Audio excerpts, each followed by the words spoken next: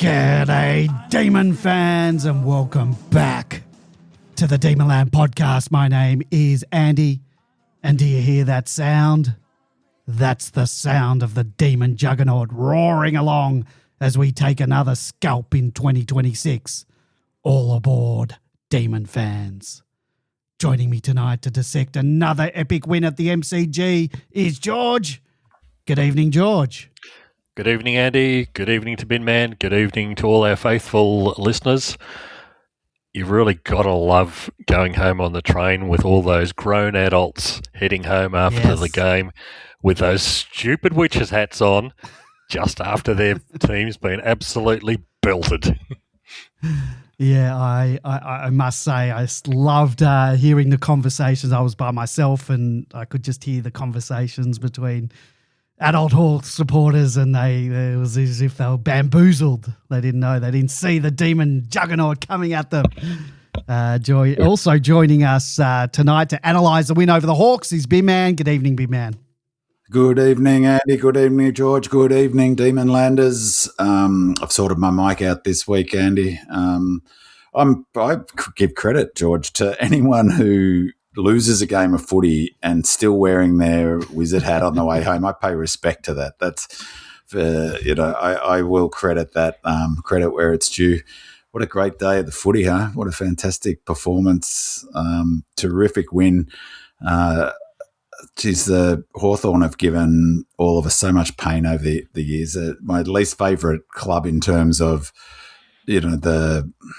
just what they've done to us, really, from that perspective. I heard a bit of talk in the lead up to this game about the merger stuff came up. It comes up every time we play Hawthorn.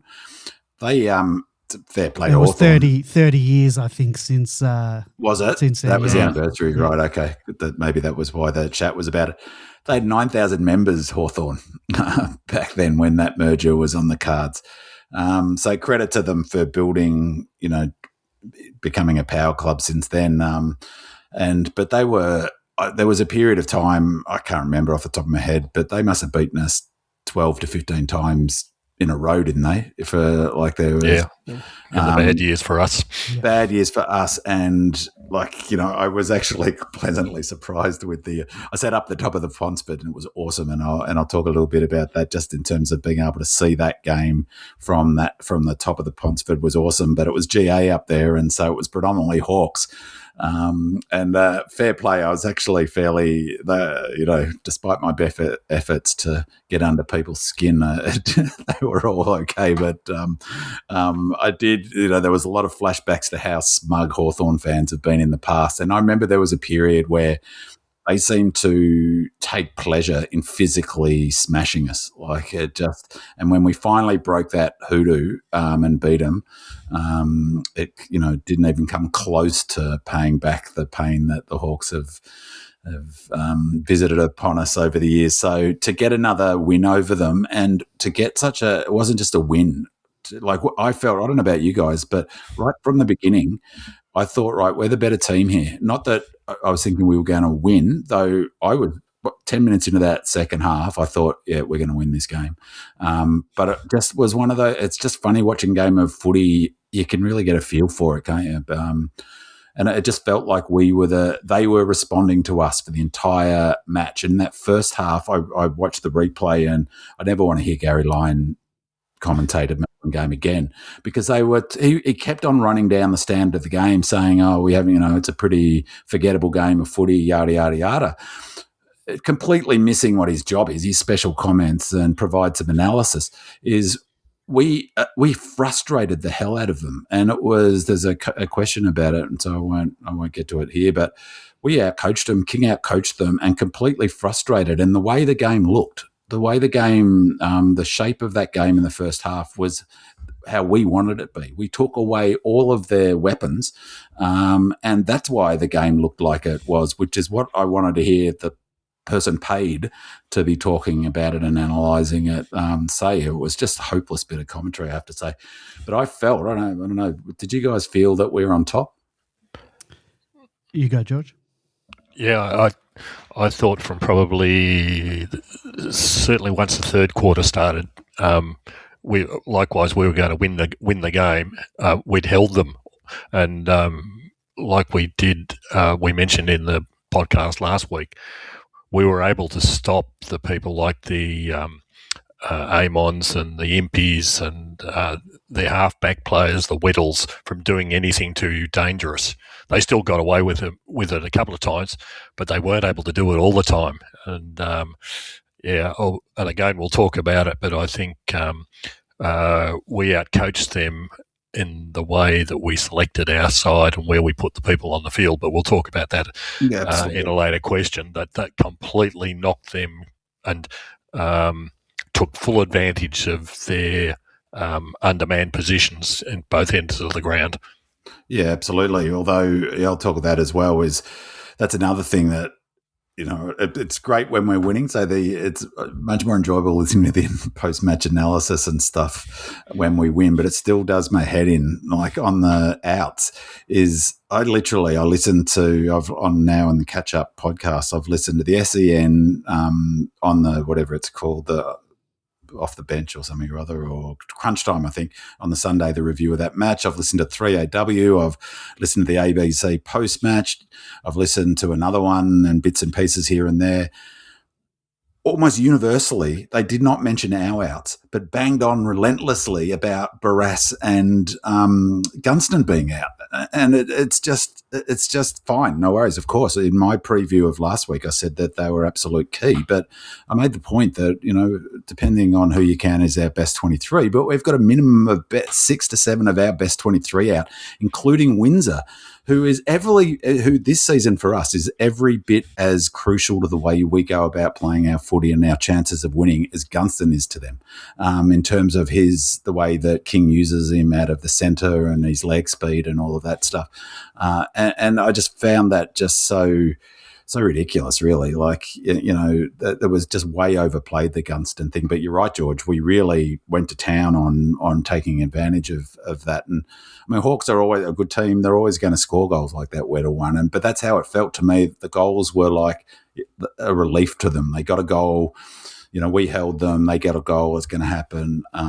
But I thought it was our best performance of the year, to be honest, in terms of tactically. And I was really, really, really thrilled with our defensive work. For me, that was probably the highlight of the game of how we played defensively. And I'm I'm really enjoying King and the way he goes about coaching, but also the way he goes about talking about the game, which I'll touch on as well.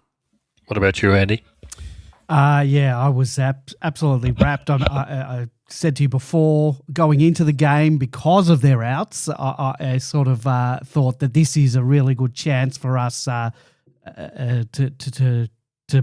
pinch a win. And I must say that after having watched it, I think we are every bit as good and as dangerous and as exciting as everyone is saying we are. And I think even with those ins, I think we're a good chance. Every week, as pessimistic as I am, every week is giving me more and more belief in this team. And, I know, even if the media isn't crediting us for the outs that we have, I know we've got some serious outs that are almost walk-up starts into our team. 6 or 7, possibly even 8 could do that. What happens to the other 8 going out because they're earning their keep as well? It's good signs for us when they're not injured. I'm very, very happy and impressed with what I'm seeing. And another huge crowd, 68,000. I think I might have got this wrong, but I think in my various listening to all of those different shows, I think I heard at some point or other that's our biggest home and away crowd against the Hawks for, I can't actually remember whether maybe ever. The big one would have been the merger game. More than that? That was absolutely chockers, that game. This was a record for us. Yeah, against Hawks. Against Hawks. Home and away record. Yes. Yeah. Yes. Yeah. We're very, very lucky in one sense that it was a replacement game for all the Hawk fans, so they decided to turn up because it was free of charge for them. And do we get compensated the same? Yeah, we get the same money from there. Hawthorn has to pay us the money for all the free seats that they provide. So thank you. Yeah, bonuses all round. Bonuses all round, and I was able to it wasn't actually a very logical sledge, but I was able to give Sicily a sledge because he was on Petty for a little while. Actually, only for long enough for me to make the sledge work, I thought, which was he kicked his third Petty, and a guy in front of me was banging on about the D's and whatnot, and the fact that Sicily before half-time had 3 goals kicked on him by a defender, that was good fuel for my my sort of angst towards Hawthorn. All right, well, let's get into the bit of housekeeping that we always do each week. I invite our loyal listeners to support the podcast by leaving us a 5-star review and a comment on Apple Podcasts. We truly appreciate your feedback, and as a token of our gratitude, we give a well-deserved shout-out to those who take the time to share their reviews. And Demon Disciple writes, "Quality podcast. It's always a pleasure to listen to a professional crew intelligently reviewing the efforts of the team we love. Although Bin Man does display an allowed, one-eyed tendency with a positive outlook." I don't agree with that, but we'll move on. I didn't see that as being a criticism. He said it was allowed. It's proved correct this year, hasn't it? So. Thanks for that 5-star review, Demon Disciple. Very much appreciated, even if Bin Man doesn't. Keep those reviews and comments coming in throughout 2026. If you leave us a 5-star review and a comment on Apple Podcasts, we'll give you a shout out on the show. And if you don't forget to check out Bin Man's Stats Files podcast, which drops every Friday. It's the companion pod to this show in the Demonland podcast universe, with Bin Man diving deep into the numbers behind the game, the stats that explain why the Demons dominated or why things didn't quite click. And he'll review the previous match and preview the upcoming one. So keep an eye out for that in the Demonland podcast feed every Friday. You can also follow us across Facebook, Instagram, and X. And if you want to leave feedback, send through a question, or just share your thoughts on the show, jump into the weekly podcast thread on Demonland, or send us a DM. And don't worry, we won't read out your full name on the air. And from Facebook, Victor W. writes, or Victor V, I should say, writes, "No question from me. Just wanted to send Andy, George, and B-Man a big thank you for all of the time, effort, and passion you put into the podcast each and every week. Win, lose, or draw, the show has become a part of my weekly routine and something I genuinely look forward to. The analysis, the stats, the debates, and the interaction with the Demonland community make it feel like listening to the footy with mates. Keep up the fantastic work, and thanks for helping keep us all informed through another season of D's Footy." Thank you very much for that, Victor. Feedback, again, much appreciated. You can find the Demonland podcast on Apple Podcasts, Spotify, YouTube, or wherever you get your podcasts from. Just search for Demonland Podcast, and don't forget to hit subscribe.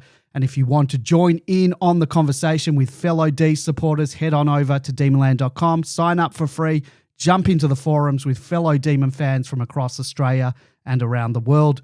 Now, if you want to call into the show live, give us a buzz on 0486 387 929. That's 0486 387 929. If you're listening live on your phone through demonland.com, just hit the call button on the player and it should open straight up into your phone app. You can also call that number during the week and leave us a voicemail for the podcast. Those calls go directly to voicemail, so no awkward conversations with an actual human is required. And before I go on with that, we did have a caller, and he was talking about your podcast, B-Man, and the audio issues. So let's have a listen. Hi, this is Apple Tree D. Really loving the show. The only thing is that the sound quality for your main commentator was almost indecipherable in the last session. So I don't know if there's a mic problem at one end. But anyway, loving the podcast. Keep up the good work. And hopefully the sound quality will be better tonight. All the best. Sorry about that. We did have a bit of an issue with Bin's sound quality for half the show. I think only for 27 minutes of his Stats Files podcast. We think we fixed it up. I wasn't there to help, so that's what happens when the boss isn't in the room.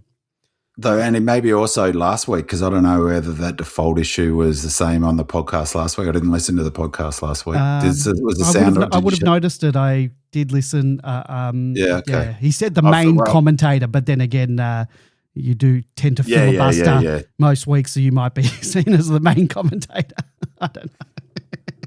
Well, the main talker would be that was a nice way of saying that. But yeah, hopefully the sound is better for sure. Let's hope that's sounds the case. good. Sounds good to me. And our chat room is back. If you're listening live and want to join in on the show, just click the chat button on the podcast player on demonland.com. You just need to be signed up and logged into Demonland to participate. But jump in with your questions and comments.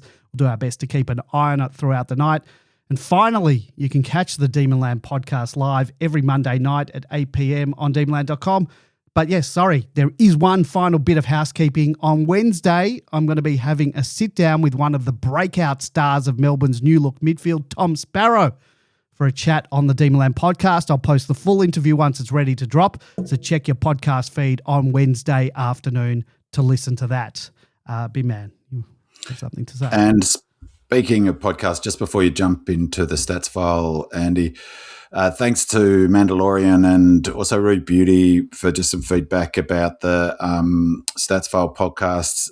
It's been a bit of a moving feast, I have to say, in terms of finding something that works. There's been, probably 8, 9, 10 listeners, so a quarter of them have provided some feedback. So, of which it's a bit late in the week, the Friday, just to have time to listen to it, which is what you flagged, Andy. So I'm just to put it out there, I'm going to try and get that done earlier in the week, Tuesday and Wednesday. It will mean that it'll be a little bit more fluid because it takes 2 or 3 hours to prepare for it, and so I probably won't have that time earlier in the week, so a little bit more.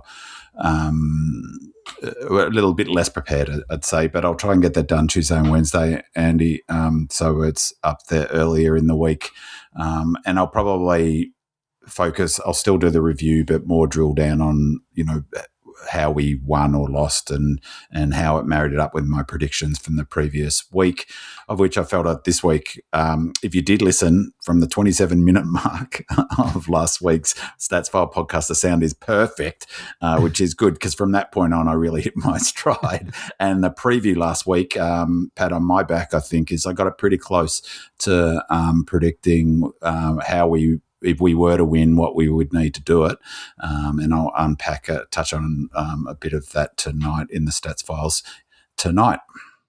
Do they still have the over 39.5 points, or is that changed? Because oh, no, that's still a bet. In fact, I'm now 4 for 4, 5 for 5, 4 for 4 for suggested bets on the Ds. And my tip for this one was to go hard on the responsibly on responsibly over the total match points, because interestingly we are averaging 199.9 or more now. Before this round it'll be over 200 in total match points, both teams' scores combined. We're averaging now over 200 points per game, and talk about box office. That's the Channel 7 and Fox. Oh, Fox not so much because they don't have ads, but 7 must love it. They should put us on free to air. They'll get plenty of ad time. Well, we didn't flag any of this, wasn't in any of the questions or stuff. What did you think of the fixture that's been released for, I think, round 16 to 22 or whatever, the last 2 games they haven't done yet? But we got one prime time, and that's the Geelong game. What do you think of that? I had a look at our other games, and I don't know if they deserved a prime time, but maybe the Freo game could have been given a better time slot. I don't know. What do you guys think, George? I don't think they've given us much, quite frankly. No, they haven't. But what do you think? Was any of the other games that could have, they're not going to give us Melbourne Richmond on prime time.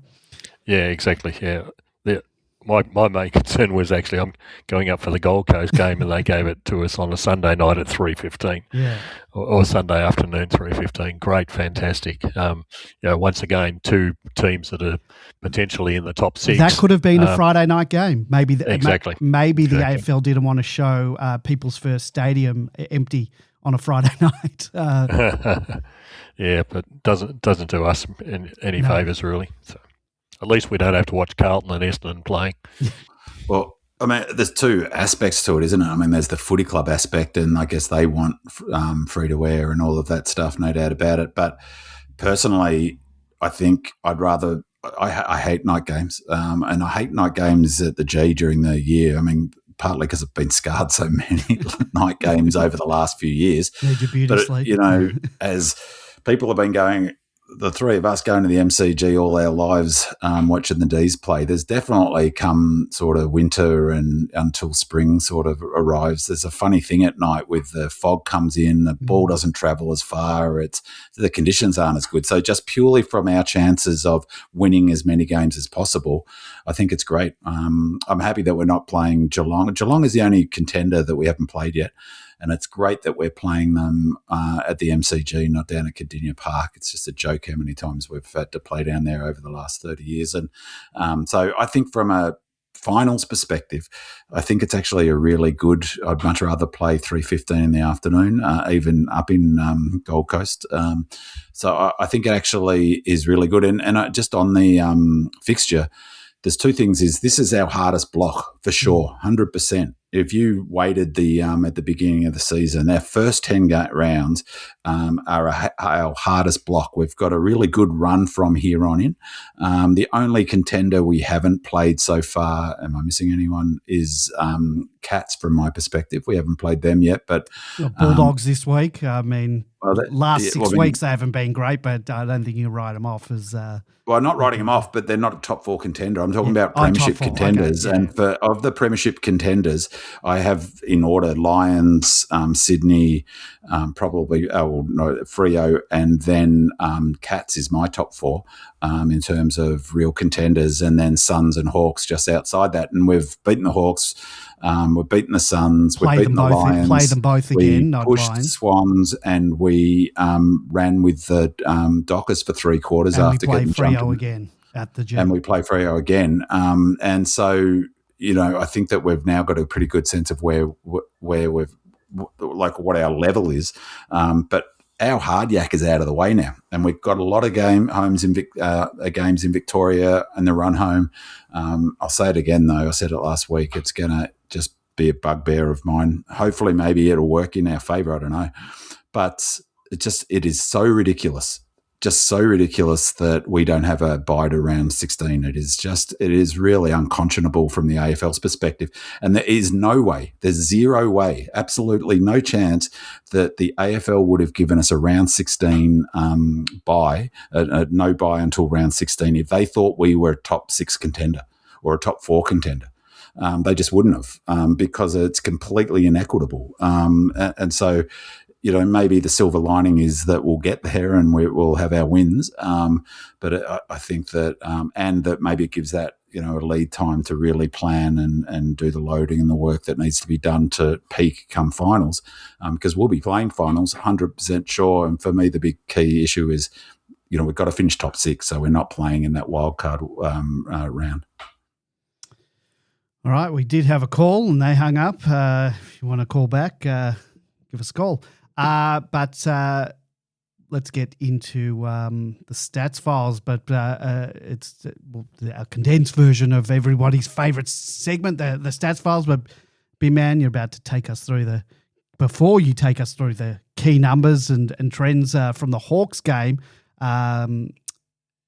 We have a question from Go Lordy that probably fits into the stats files better than it does in the question section. As I said to you, B-Man, don't worry. I'm not going to take your answer from your allotted segment time. Go Lordy writes, "Hi, B-Man. Thanks to you, Andy and George for the podcast. I'm sure you've kept many psychologists out of business over the years by helping maintain the sanity of MFC supporters through the tough times. My question is about how we should judge the team's progress beyond just the final scores each week. I'm no statistician, but I do enjoy looking for patterns in numbers. And one thing I often check after games is the AFL fantasy points from the AFL Match Centre player stats to get a sense of who played well. What surprised me after the Hawthorn game was that only one demon, Tom Sparrow, cracked the 100 fantasy points and only just with 103. Jake Bowie was the only player in the 90s.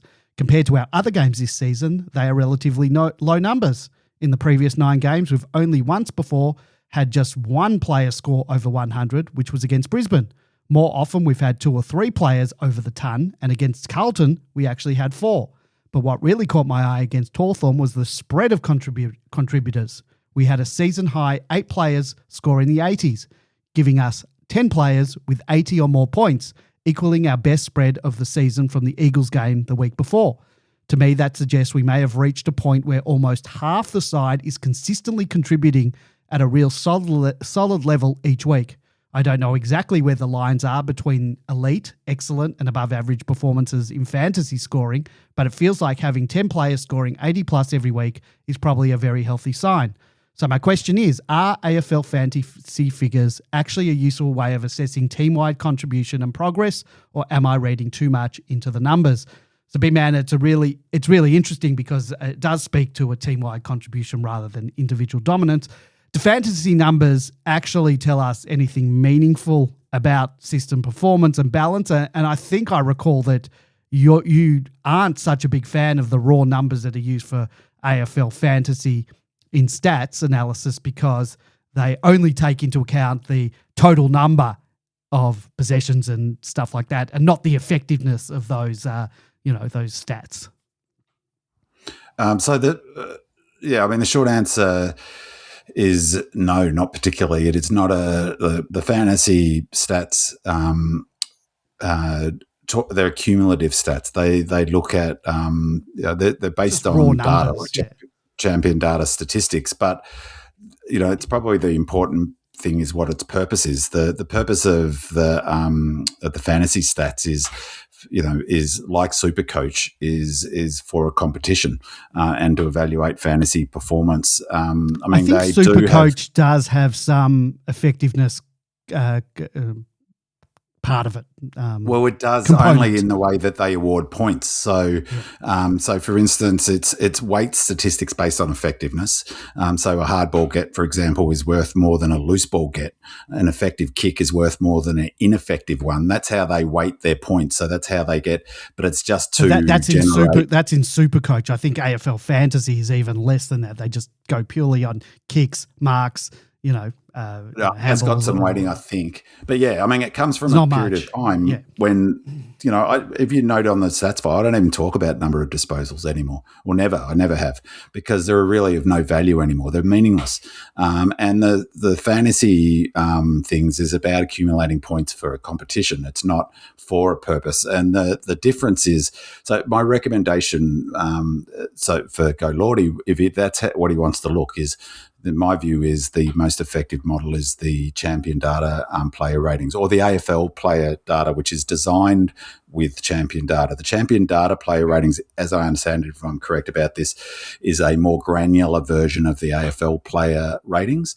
Both use a similar model, which is expected value or next expected score framework, it's called. So, which every single act that a player does, a contested possession, a knock on, a tackle, a smother, a mark, give away a free kick, get a free kick, everything, every single act is measured by how it changes the team's probability of scoring next. So it's all about impact. And the important thing about that is it wasn't designed for the Supercoach in AFL, was designed for the public, as to engage people in that as a way of, content and getting people interested in the sport. It's really got nothing useful in terms of the statistical stuff. Whereas the champion data stuff, the player ratings, was developed not for the public. It was developed for the clubs, because the clubs wanted a system where they could measure the impact the players had on the likelihood of them scoring or not scoring. And so it's only became popular in recent times because it's talked about all the time, and Fox obviously pay. But champion data is for the footy clubs, and it's where it's designed. So all of the things, the pressure rating, all of those things are designed for the footy clubs, because the AFL clubs wanted that sort of ability to measure impact and also compare players across positions, across their own career. But the point Go Lordy makes, it depends. You can look at any set of numbers. I would say that the consistent thing is you're looking at them consistency and asking questions of it, and you can triangulate sort of different information. The difference is one measures impact, one just measures totals. But the point Go Lordy makes is an excellent one, because Is it Go Lordy? Yeah, because we have like that spread of players with points really does go to the heart of, I think, why we're at where we're at the moment is because we have a really good spread of players. It's coming up. It's all in the everyone's talking about it at the moment. It's based on player ratings. Is that we've had a huge amount of players playing their best footy they've ever played. We've had players making massive improvements. Like the most improved player in the AFL is Sharp. He's gone from like the 400th rated player in the AFL under the rating system to, I don't know what he is now, but he'd be up in maybe the top 40 or 50. Massive increase, and that's the advantage of the player rating system because it gives you a meaningful way of comparing, say, for instance, Sharp's career trajectory. But I'd recommend, the data I use is I'd look at Wheelo ratings. So if you go to wheeloratings.com, AFL Home and the match stats, they have a review of each match, Go Lordy, and it breaks down everything about every single player, all their action, but then underneath has a review of the team stats. The Wheelo rating calculates its points, very similar methodology to champion data. So it's not champion data, but it arrives at a similar endpoint. Particularly the player rating system is very similar in output to the AFL player rating. So I'd recommend looking at that if you wanted to track performance, because you can also aggregate those player rating points up as well. And I've talked about equity points for different types, for ball winning and for ball use, for instance. And it provides a really excellent way to see improvement. So the ball, when you aggregate all of the player ratings up into a total, you can break down to see where the team are getting their points. And what's been super impressive, because I've tracked that number all year, for a team that's just done my head in for a decade or more about how rubbish we have been kicking the footy, our ball equity points is huge, is massive. And a really good example in this match of the difference between a player rating system and a disposal is they matched us in heaps of numbers, heaps of raw numbers. Like clearances were almost level, for instances. But what the difference was how impactful we were once we won a stoppage.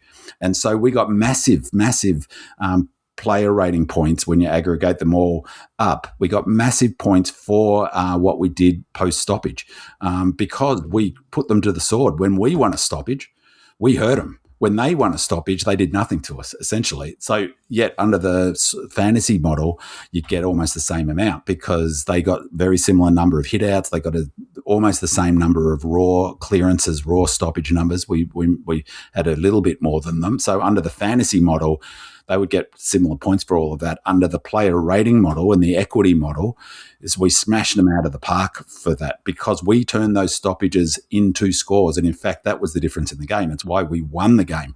And player ratings, and particularly also when you aggregate them up, gives you an insight into that other systems don't. But nonetheless, Go Lordy's point is a really good one about the consistency of performance across the thingo. And just quickly reflecting that, this is really fascinating. In the player ratings for this game, of the top 10 players, there's 1, 2, 3, 4, 5, 6.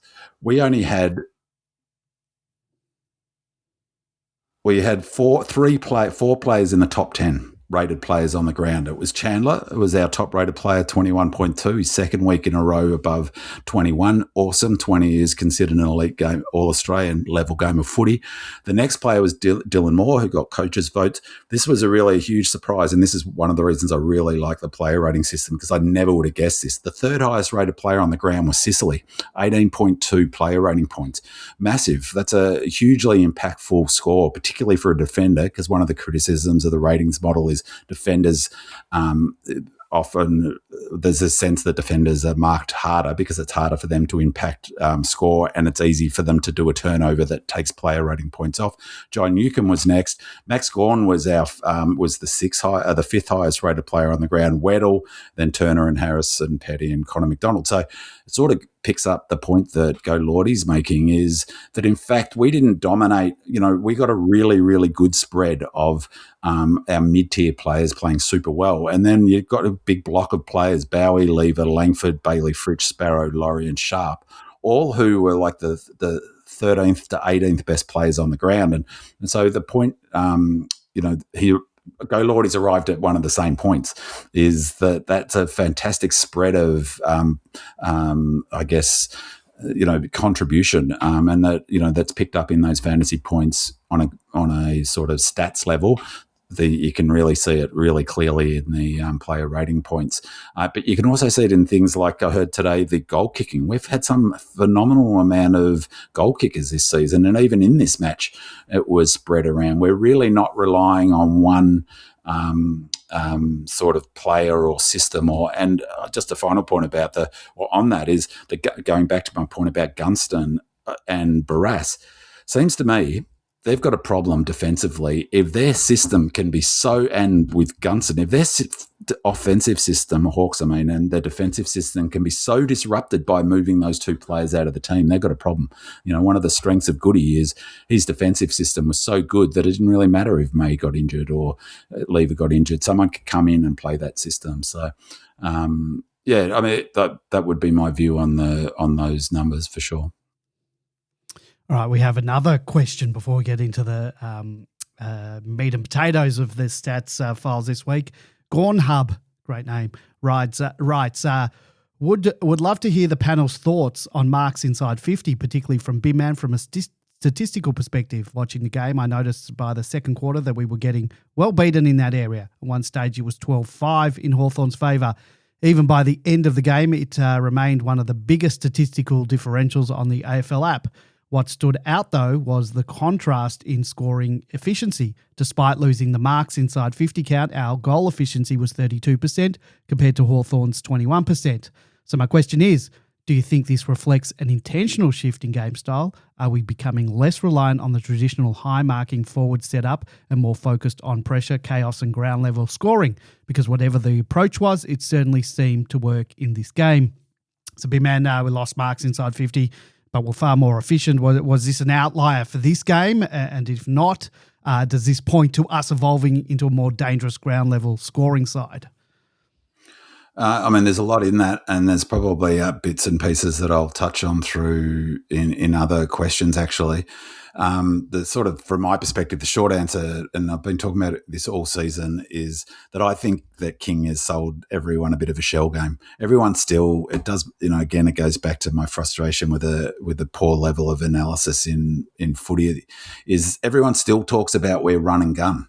And we're not. It's like I've been talking for weeks. We are we are a long kicking kick for territory team. That's what we are. I've been talking about this for weeks. So that methodology of us kicking to a contest and winning the ground ball is what we've been doing since basically round 2 or 3. One of the things, though, that I really, really, really enjoy about King's coaching is his philosophy.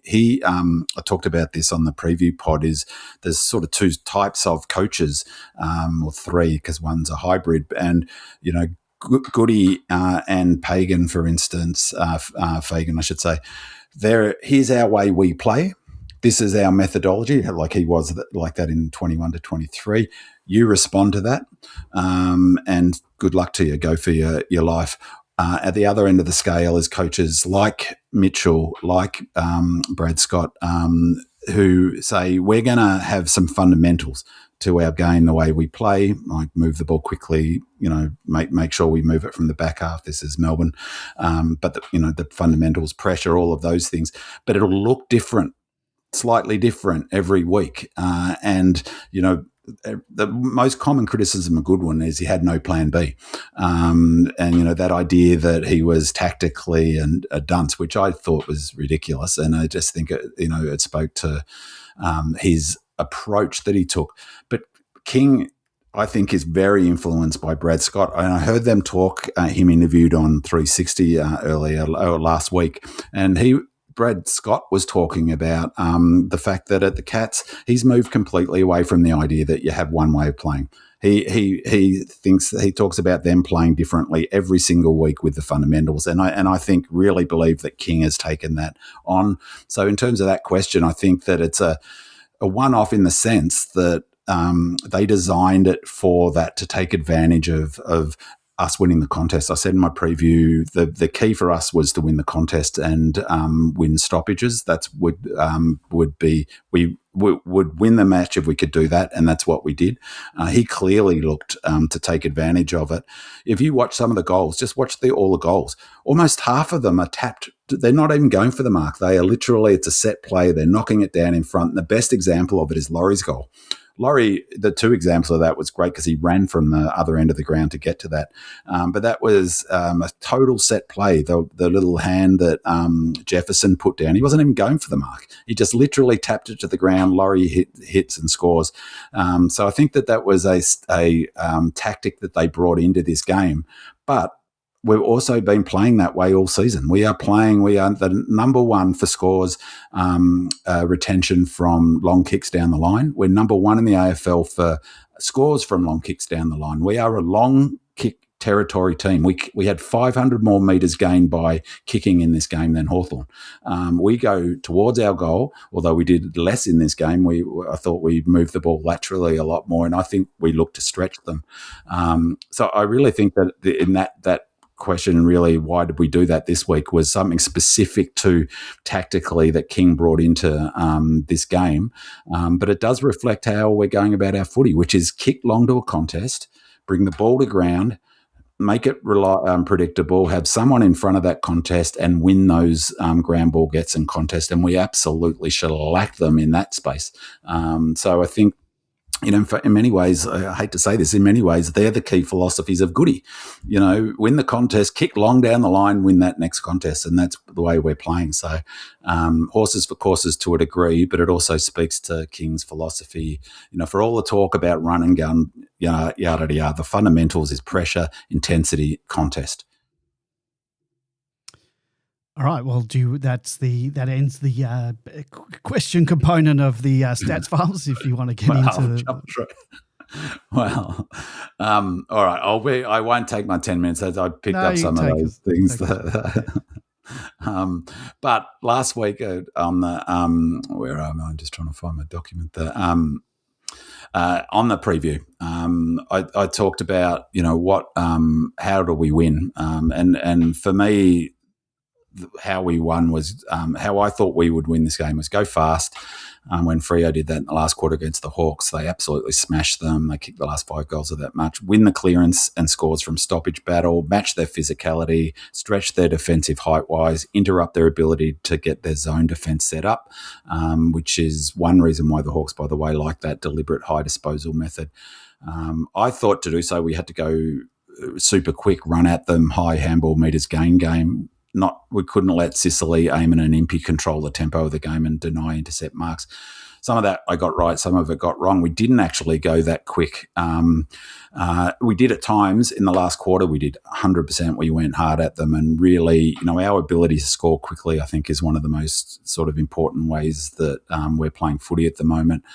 But we did a really good job, I thought, of not letting Sicily and Eamon and Impey control the tempo of the game. And by that, I mean set it up from the halfback flank, which they do really, really well. And we definitely look to stretch their defence height-wise by, which I talked about as well, by putting Petty up there. That was terrific. We absolutely matched their physicality. But the big one that I wanted to highlight in the stats here is I talked about for us to win, we needed to win the clearance battle and score, in particular, scores from stoppage battle and match their physicality. So looking at the physicality stats, contested possessions, we were plus 11. It was really interesting to hear Mitchell give them a bake afterwards for their their lack of intensity, I guess.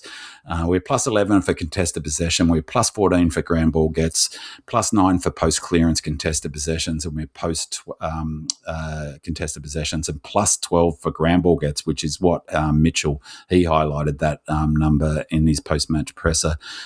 They had one more contested mark than us, 9-8. I continually get amazed. The AFL average for contested mark is 8.7. They're rare as hen's teeth, aren't they, really? Just looking at the breakdown of the contested possessions, because I think this is important, that in our defensive 50, and as I said at the top, the thing I was most impressed with in this game was our defense, not our offense. And in our defensive 50, our contested possessions, and just quickly, please, if you're listening, David King, disposals are not the same as possessions. So in our defensive 50, we were +5 for hard ball gets, +5 for loose ball gets. We took one more contested mark than them. Beautiful mark by Disco Turner, just terrific. We had one more contested knock on them. We had one more free. So we had 11 more in the defensive 50. In our forward 50, in post clearance, we had 5 more hard ball gets, 7 more loose ball gets, and +9 in total for that. And so across all of that, our contest was just fantastic in terms of the pressure rating. It was 178 to 174 for the match. It was a bit lower, to be honest, than I thought it was. The critical quarter was the critical 2 quarters were second quarter, where we were +13 for pressure in the second quarter, +16 for pressure in the third quarter, and that's why Mitchell would have been so furious. He would have given him a bake at halftime and said, "You've got to pull up your socks. What's going on here?" But they came out limp. So 185 to 169 in that third quarter. And that last quarter, 175 to 179. So we're +4 for the match, just highlighting the pressure players. Kay Chandler, highest rated player on the ground. You just got to love this. No wonder he got the 9 coaches vote. We got 9 coaches vote. Kay Chandler not only was the highest rated player on the ground, he was our highest rated pressure player, 27 pressure acts, 59 pressure points. His season average is 44.3, so 15 points almost above his season average. That is awesome. He was awesome to watch. I just loved the way he went about his footy. Tommy Sparrow, again, he's 1, 2, or 3 all season in this, just about. He had 51 pressure points and 19 pressure acts. Bailey Laurie, 23 pressure acts. He is playing good footy, playing his role, working super hard. One sec, we don't get we haven't had many questions about him this week, but I just want to give him a shout out because I think he's been excellent. He's one of the guys who had become a bit of a whipping boy. So yeah, just while you mentioned him, thought absolutely, and so's Petty. I find it fun, and often the whipping boys are players who play roles. Like Harry Sharp would have been a whipping boy under, like everyone. He's not now, but he was our 5th highest rated player pressure wise, and Cozzy 4th. But the Bailey Laurie, and the other one that's doing my head in a bit is Latrell. Like Latrell Pickett is playing a clear role, and there's a question about running later, so I won't talk to it now. But like all of these, the fundamental above pressure is our running power. One of the things I love about King. Can I interject? Sorry, Yeah, of course. I don't like to interject. Just about Trelly, and my knock. It's not really a knock on him. I feel that he's trying to do the team thing a bit too much, and which is why he probably got caught a couple of times. I just want him to play a bit more selfish. Not to go and have a blaze away and have a shot a goal, but I just think he's thinking that extra second too long because I think he's trying to do the team orientated things, which is good.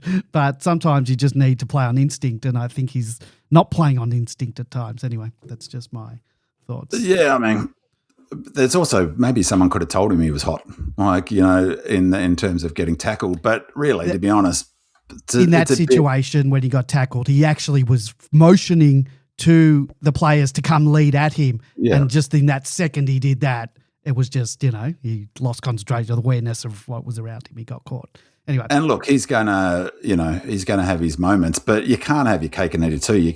We can't all laud how great it is that King, encourages players to play with freedom, not be anxious, to not worry about mistakes, and then bag people for making mistakes. It's from my end wasn't a bag because I love them. No, I wasn't happy to play you were in that circumstance. Yeah. So yes, there are people that do that. Yeah. Yeah, just that idea. It's a bit of like, well, what do you want? You want them to take the game on, and well, there's going to be mistakes. It's all about mistakes. The game. Some notable numbers. I should have said this at the top. That was our highest score against the Hawks since round 8, 2006. How's that? That is fantastic. Really? Wow. Yeah. So 20 years ago that's our highest score for 20 years. just a little bit about that, sort of the way we dominated after the half-time. After leading by 1 goal at half-time, we dominated after half-time, obviously. We scored 12-6 to 7-3 from 3 fewer inside 50. So that sort of speaks to that efficiency going forward. That was in the question before. In the second half, we outscored the Hawks by 18 points. From 1 fewer forward half intercept during that period, which is incredible, really. We scored 10 goals from clearances for the second time this season. We've led at three-quarter time in 5 matches so far this season. We've won all 5, which speaks to just how relentlessly fit we are. And I just really, anyone who hasn't listened to King's post-match presser, please do, because I love it. He doesn't beat around the bush. He says, it's all about fitness. I said earlier in the season that when he was asked about the strength of our list, he said, well, I can't tell you until I've seen the GPS data. I subsequently have heard Jay Clark and 2 other analysts say that, so obviously it's probably a talking point that they've put out, or he reads Demonland, one of the two. He almost said word for word what I've said on the podcast around that. So that idea of, that really speaks to King's philosophy. It's all about running power, and the whole game plan doesn't work unless you've got these elite runners like Latrell and like Laurie doing that work, like Colt.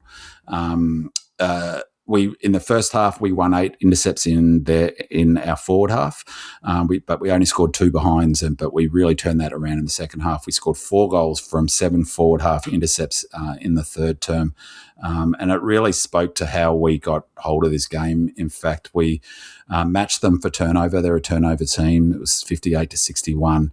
But the big, if you wanted to pick one number where we won the game, was my point about we won the contest, like I was saying. I said in the preview that we needed to win stoppages. We smashed them. We obliterated them. 10-62 from stoppages. They scored 3-2-20. That was basically the margin. We won the plus 42 for scores from stoppages, despite the fact that the number of clearances were almost the same. So the ruck contest, it was. Let's see, centre clearances were 17-12, and the clearances in total were 38-34. So we only had 4 more clearances than them, yet we scored, what's that? We scored 42 more points from stoppages than them. That is just extraordinary, and sort of getting back to my point about the usefulness of the rating system. The rating system counts that stuff. Just pure numbers would you'd look at the pure numbers and go, oh well, their ruck and their mids, they match Melbourne, and they got nowhere close to matching us because we won the same number of clearances, yet scored 42 more points than them from that score source. So and a big part of this game was that I thought we might set the defence deep, and we did. So we didn't allow those goals out the back. That was a big part of this game.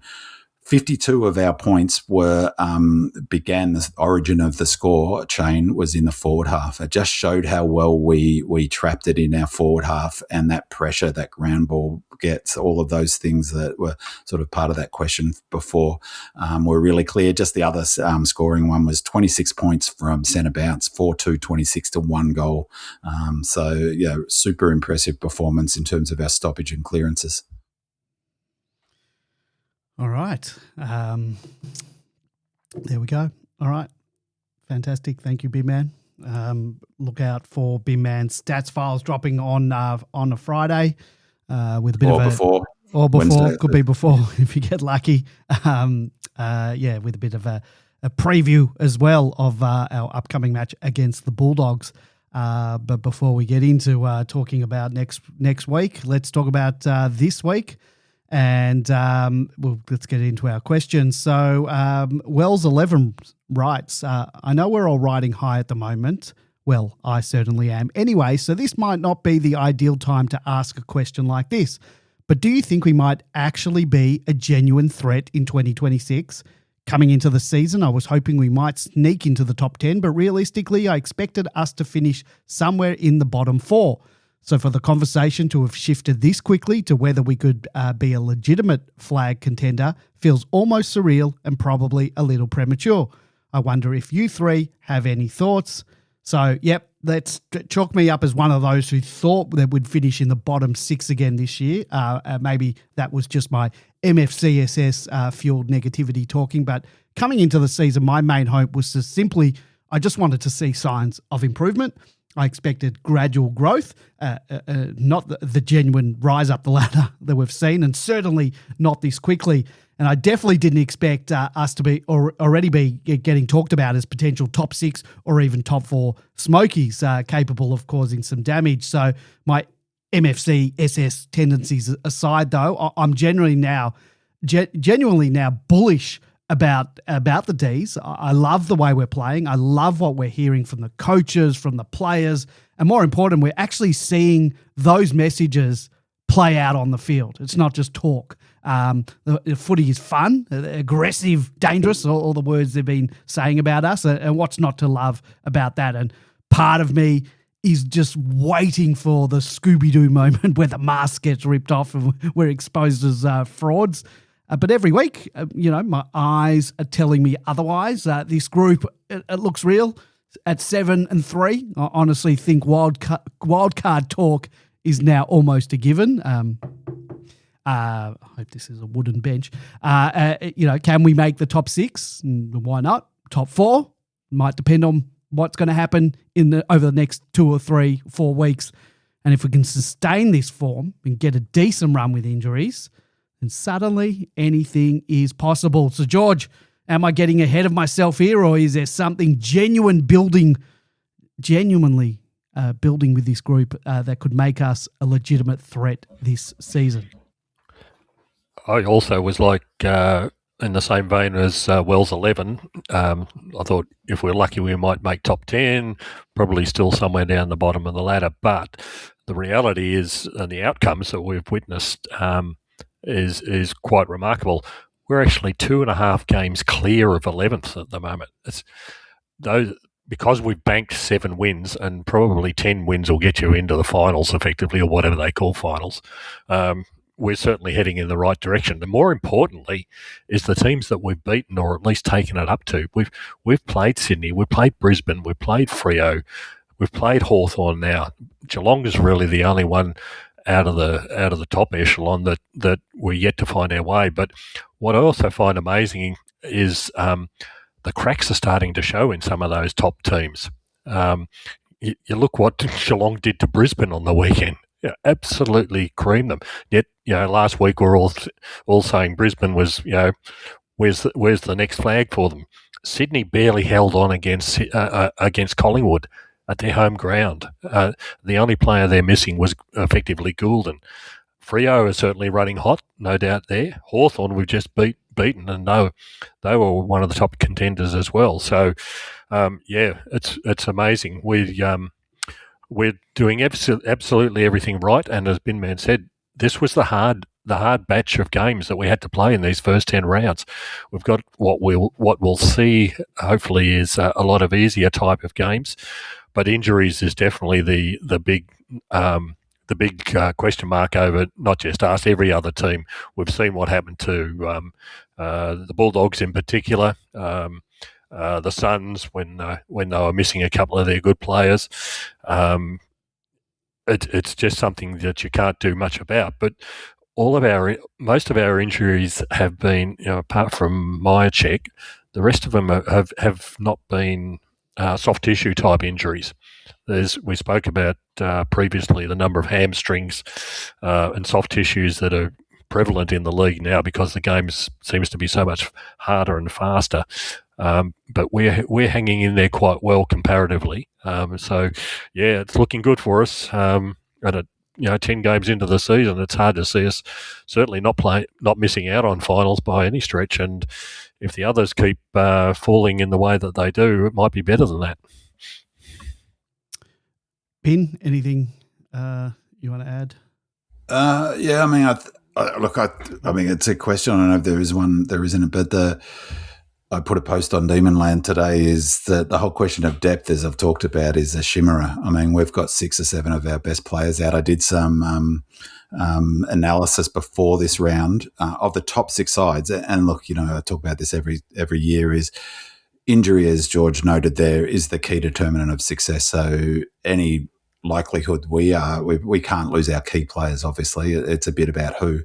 But I did some analysis before this round of the sides who were above us on that. We were seventh coming into the round, the top six sides. We by far, like by magnitude of 3 or 4 times, had the worst injury run of any of the sides in the top 7 coming into this round. We talked about it last week. 5 or 6 of our best, and I used a metric of best 23 players who have missed, either not played a game or missed more than 40% of the games leading into that round. Swans, for instance, who are on top of the ladder, have had one best 23 player who meets that criteria, and that's Goulden. Hawks, bugger all as well. The Cats are probably the least of the sides. Hawks had some this week. This week, but not over the season, over the journey, right? So, but even this week, they had 3. Well, it depends whether you think Chol is in their best 23, but let's, for the sake of argument, say Chol is. They had Chol, Nash. Yeah, okay. Chol, Nash, Gunston, and Barras out. We had Lindsay out, Salem out, Viney out, Melksham out. Mychek out, Cully out. That's just 6 straight off the top of the bat, and that's not including a Taylor who hopefully is in our best 23 by season's end. He's not at the moment, and that's not Melk maybe isn't best 23. My point being is we have twice as many best 23 players out than the team we just flogged by 40 points. So our depth is plenty fine. But there's a post here in terms of just sort of putting a brakes on a little bit from Titan Uranus on Demon.com, and he keep a lid on things. I think that's probably worth noting. It's a long season. We aren't even halfway. We lost to Western. We can lose to anyone at any time. Yeah. We still have another 5 games outside Victoria where we're currently 0-3. Our fixture is tough with games still to come against Freo, Geelong, Hawthorn, Gold Coast away, Adelaide away, and Dogs twice. Better sides are older, more experienced, and therefore more likely to run out the season than us. And who knows what sort of mental demons we may have to overcome when we do get the chance to win our first final in 5 years on a 0-4 record. All good points, I think. I think they're all worth taking into account. I think I'd add to them, to be a genuine flag contender, a top 4 contender, we still need to improve defensively. But as I noted on Demonland, I have little doubt King is on top of that. We've improved massively in the last 20 weeks. His focus has clearly been on getting our offense side of our game embedded. Makes perfect sense given, the DNA of Goodwin was contest and defence.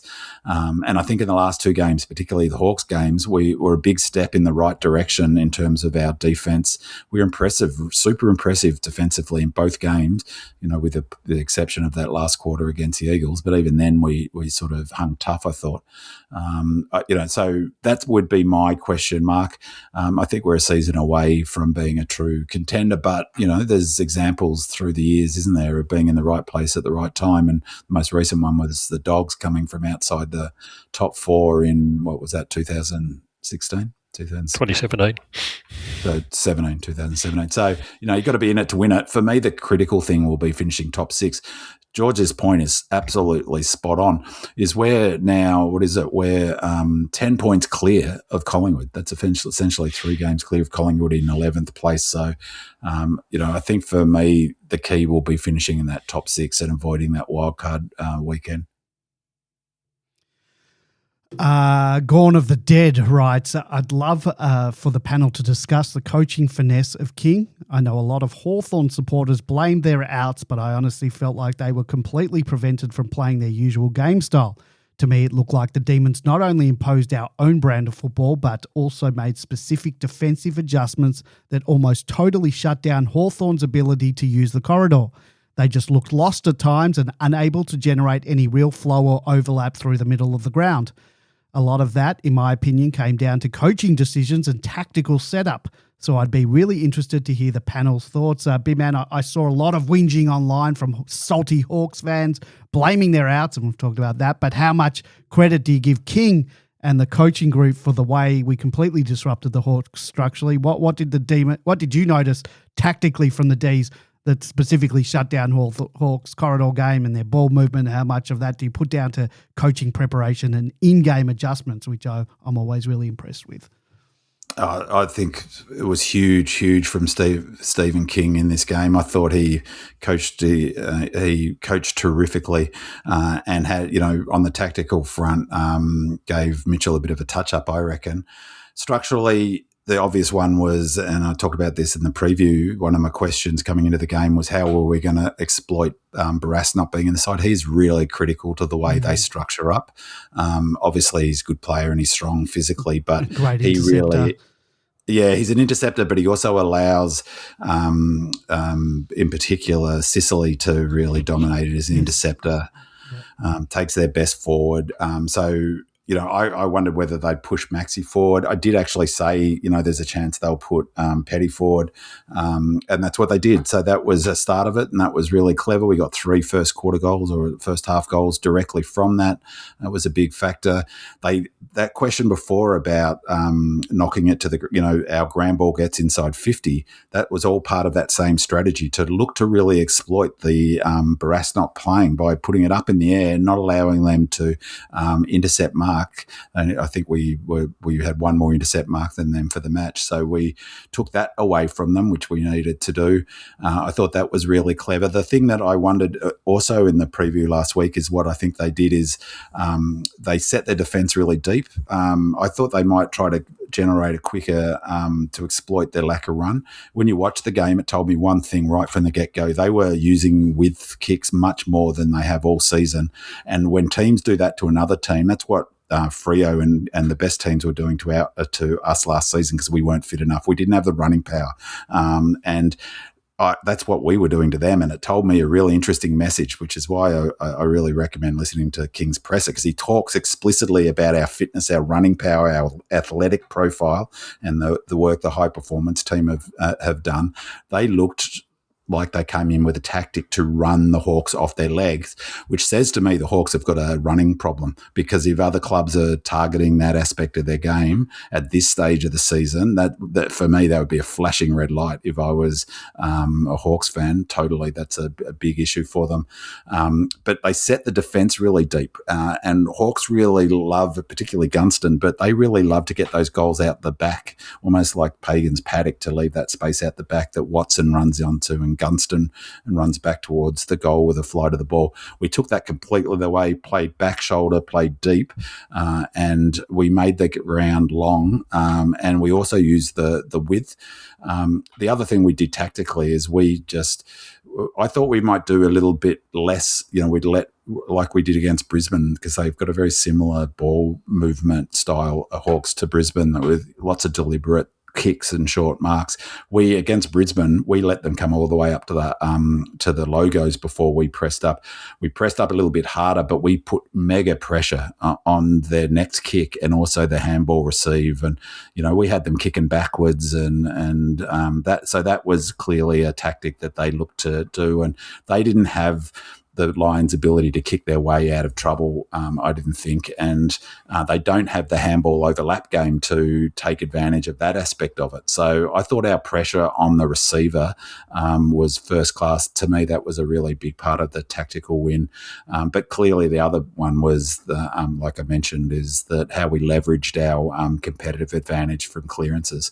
We went to town on that, and huge credit where credit where it's due. Jonesy's, I criticised him last year a fair bit in terms of the stoppage setup and structures. He's been brilliant this year, and we were brilliant in that second half. So I thought it was a fantastic tactical performance, and I mentioned it before. That's something I'm loving about King is every week is a little bit different. The fundamentals remain the same: pressure, intensity, contest, move it quick, play on quickly from the half back. But this wasn't an end-to-end game. We didn't actually allow it to. It was only 42 points or something, both sides scores from the back half. And so Eagles scored more from their back half than the Hawks did this week, I think by 2 or 3 points. And we scored less this week from our back half than we did against the Eagles.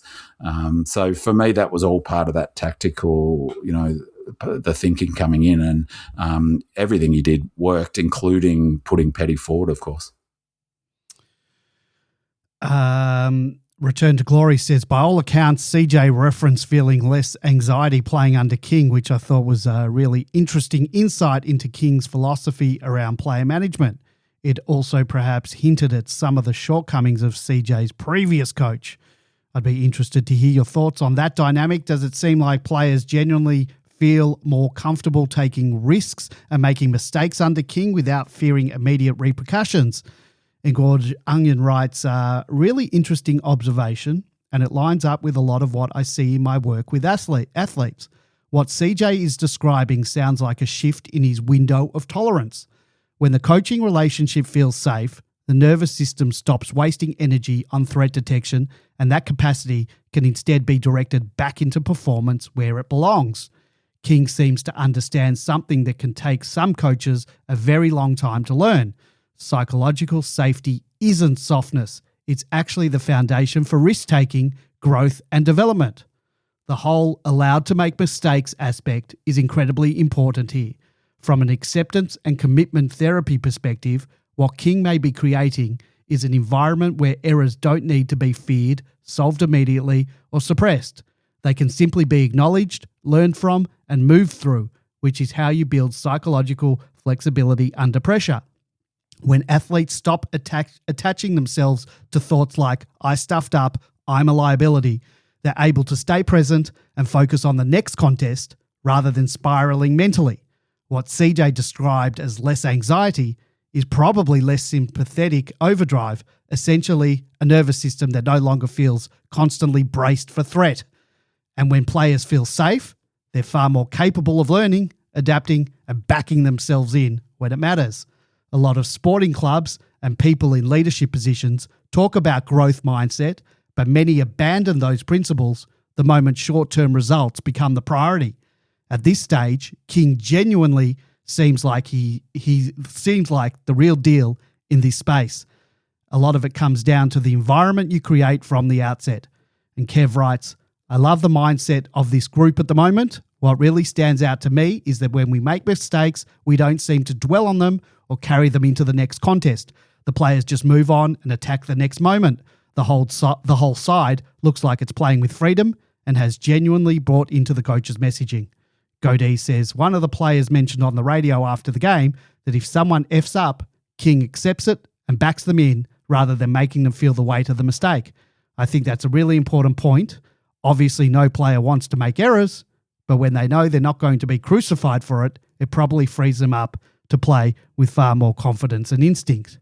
It feels like that forgiveness and trust from the coach might be allowing the players to take the game on a bit more rather than playing scared. That player Godez is referring to was Harrison Petty, and here's what he had to say post-game. I suppose it's just with Kingy, we've got the license to sort of do what we want. So if we up, he's not going to yell at us or anything like that. So, oh shit, sorry. It's okay. It's after 6 o'clock. But that is a good thing. That is the freedom. Yeah, exactly right. So we're trying to play fun and dangerous brand of footy, and I think that's what we're doing at the moment. So, George, there's the really interesting theme emerging from players around the idea that this group now has a genuine license to F it up under King without the fear of being immediately punished for mistakes. We spoke to Colts during the preseason. I've mentioned that a number of times on this podcast. He mentioned the exact same thing, and I don't think it's any coincidence that his form and overall attitude compared to last season looks almost completely to have been transformed. So now we're hearing more and more players being interviewed, and they're saying very similar things. How important do you think that kind of psychological safety is in modern footy? And do you think that we're actually seeing the benefits of it play out in a way this team is taking the game on and playing with freedom this season? I think it's interesting. Firstly, in this game of AFL footy, there'll be plenty of F-ups. That's just the nature of the game. It certainly doesn't do any coach, despite what a lot of them might think, any good, because with those number of stuff-ups during the game, the coach would be just constantly complaining about what's going on in the game, what you're doing wrong. Eventually, it leads to a credibility drop with the coach. The players just stop believing in him as a coach rather than being a constant source of criticism. The important thing is that you learn from mistakes, do it again, and then there should be consequences. But the important thing for the player is to learn from them. it builds stronger players, it builds better players, and it builds better relationships with those players. So what we're starting to hear is reminiscent for me of something that happened before in the pre-season of 2021 when we won a premiership. The players sort of had a sit around and talk to each other and honest conversations, and it came from Aaron Vandenberg, who ultimately didn't play in the grand final, unfortunately, where he said, we've got to stop denigrating others. We've got to stop being critical of what other people are doing. We've got to start to celebrate the positive things in the game that we're playing. And that was the communal sort of approach that was developed in that 2021 premiership side. And I think we're starting to see the same sort of thing, reverting to the same thing that we learnt in 2021. You just can't worry about the mistakes. You've just got to get on with it, keep doing what you want, and celebrate when you are successful. But don't tell someone they've done something wrong. And certainly, like I said, it eventually leads to credibility with the coach being downgraded over the course of the season and beyond. And there's plenty of other coaches who still hold to that sort of motto, but I don't know that's producing any of the results like it used to, hopefully, or sadly, in the 1960s, 70s, 80s and beyond.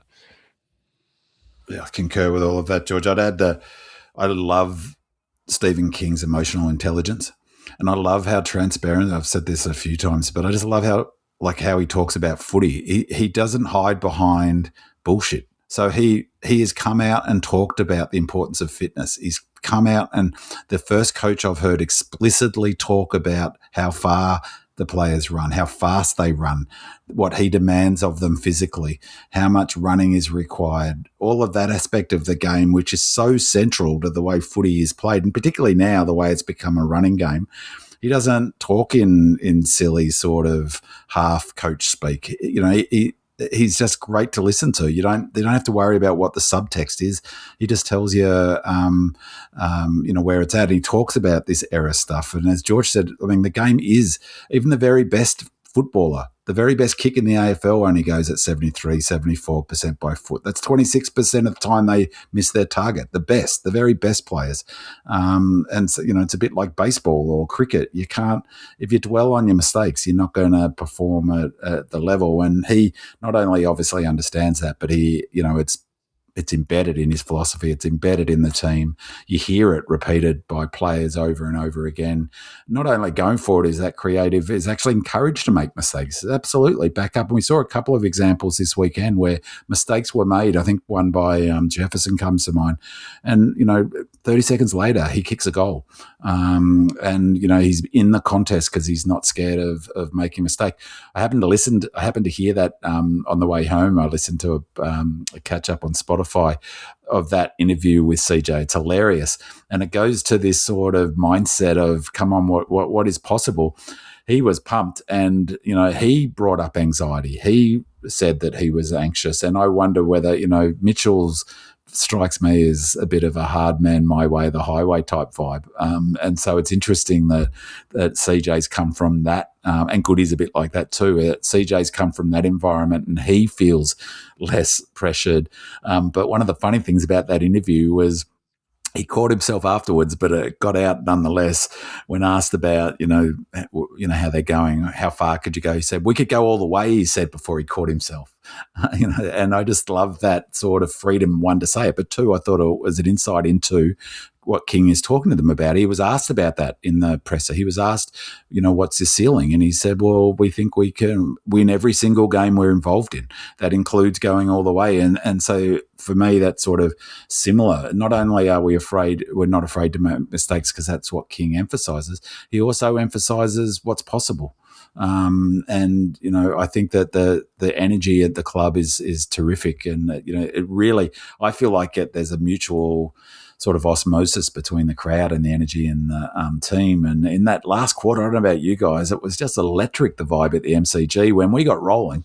When Sharp kicked that goal off the outside of his foot, off that crumb off the back of the pack, it was just like, it felt like a hyper version of when we beat Hawthorn at the MCG in 2017. When we were up and about in that period of time, it felt, it just felt fun, didn't it? And I think King deserves a huge amount of credit for that. Absolutely. Rue Beauty says, another week and another Demons win. Huge credit to King and the fitness team in their planning for a 6-day turnaround where we ran Hawthorn off their feet. Watson11 says, B-Man, I like looking at the tracker after games. We would have to be the fittest and hardest running team in the comp. Thoughts on Paddy Cross? Highest numbers of sprints, highest average speed in both attack and defence. Not high stats, but I think he'll end up as our new A and B and was really important for us.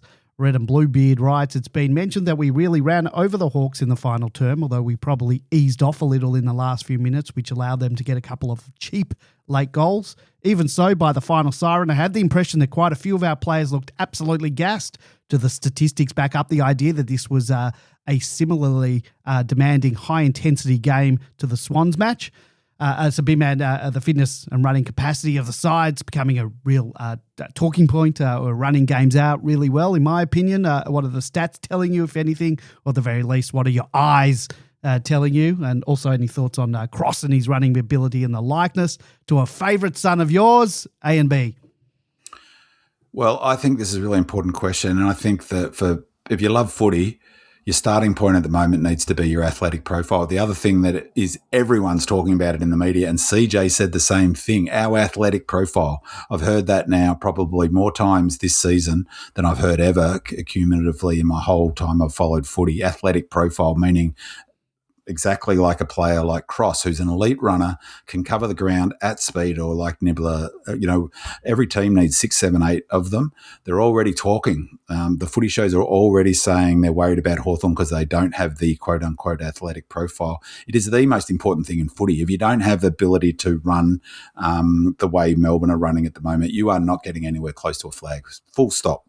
Absolute 100% full stop. So it's remarkable how little focus there is on it, given how critical how big a determinant of success it is. It is arguably the most important determinant of success. So therefore, logic would suggest that it should have a hell of a lot more focus on it than it currently does in the analysis of the games. You barely hear it. It's like a tack on the end.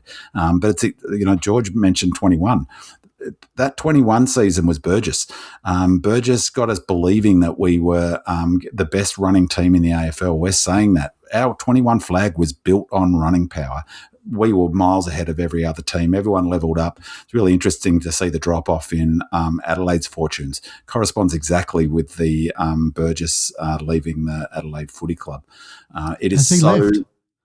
Yeah, he's gone, and I think he's back in Europe at big soccer club, Arsenal. I think. Yeah. Arsenal, I think he went back to. Yeah, and so it is it is number one on the top of the most important thing, and that it's barely talked about. Is this game similar? It was very similar. We ran both teams, the Sydney game, both teams ran over 300 clicks. In this game, it was 298. We ran to 299, so not far off that. We had 321 sprints to their 306, which doesn't sound like a lot, but that's a pretty big statistical gap. In terms of the players, and this is the point really about Cross, his average speed in attack was the fastest on the ground of any player, and that means when average speed in attack is when your team has the ball. So when we have the ball, that running ahead of the ball that Cross does, Latrell does, Sharp does.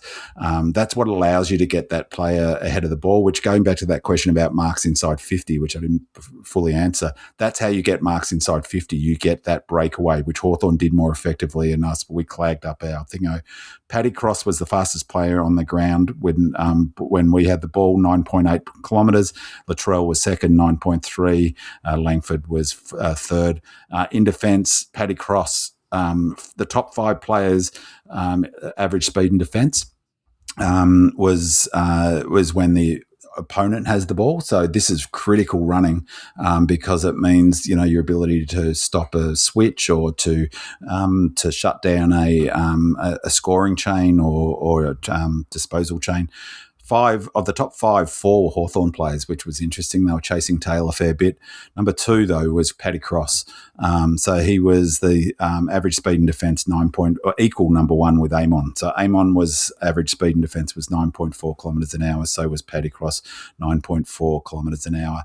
In terms of total sprint, so again, it's like this is the number of sprints AFL players are doing is just off the charts. It's the moment.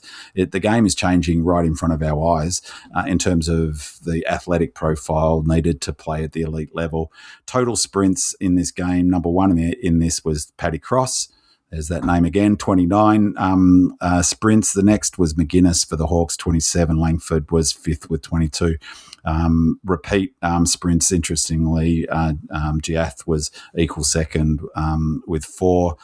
In terms of maximum speed, 3 of the top 5 were Melbourne. Interestingly, Jefferson was number 3, Sicily number 1, but the average speed isn't the important one for speed. So average speed, Paddy Cross, number 1, 9.7 kilometres, equal with Ed Langdon, 9.7 kilometres. And in terms of total distance covered, 16.1 kilometres was the most run by any player, and that was Finn McGuinness, equal with Chandler, 16.1, Langdon, Sharp. But at high speed, so distance run at high speed, which is defined as, distance covered by an individual player above 18 kilometres per hour indicates the amount of high speed running a player does. Number 1 on the ground was, wait for it, Paddy Cross, 3.8 kilometres. He ran above 18 kilometres an hour. Finn McGuinness, Dylan Moore, Langdon and Sharp. Those numbers 50 times more important than how many disposals a player got or hit outs or anything. They are where the game is won and lost in modern footy in circa 26. It is why, as I've talked about it a couple of times, that's why Cross was put into the AFL side so quickly after being put onto our list. It's why May was adios. Leg speed is so critical in footy. And Paddy Cross, our big runners, Paddy Cross, Sharp, Langdon, Latrell, Laurie, Windsor to a lesser degree. Langford, I'm impressed with his tank, Colts tank. I'm missing someone in that running thing. You're not going anywhere without those players, all role players to a degree. But without them, you just don't have an ability to defend an opposition spread or on offensive spread to transition the footy. Super, super important. Right, we've got a caller on the line. Caller, welcome to the Demonland podcast. Who am I talking to?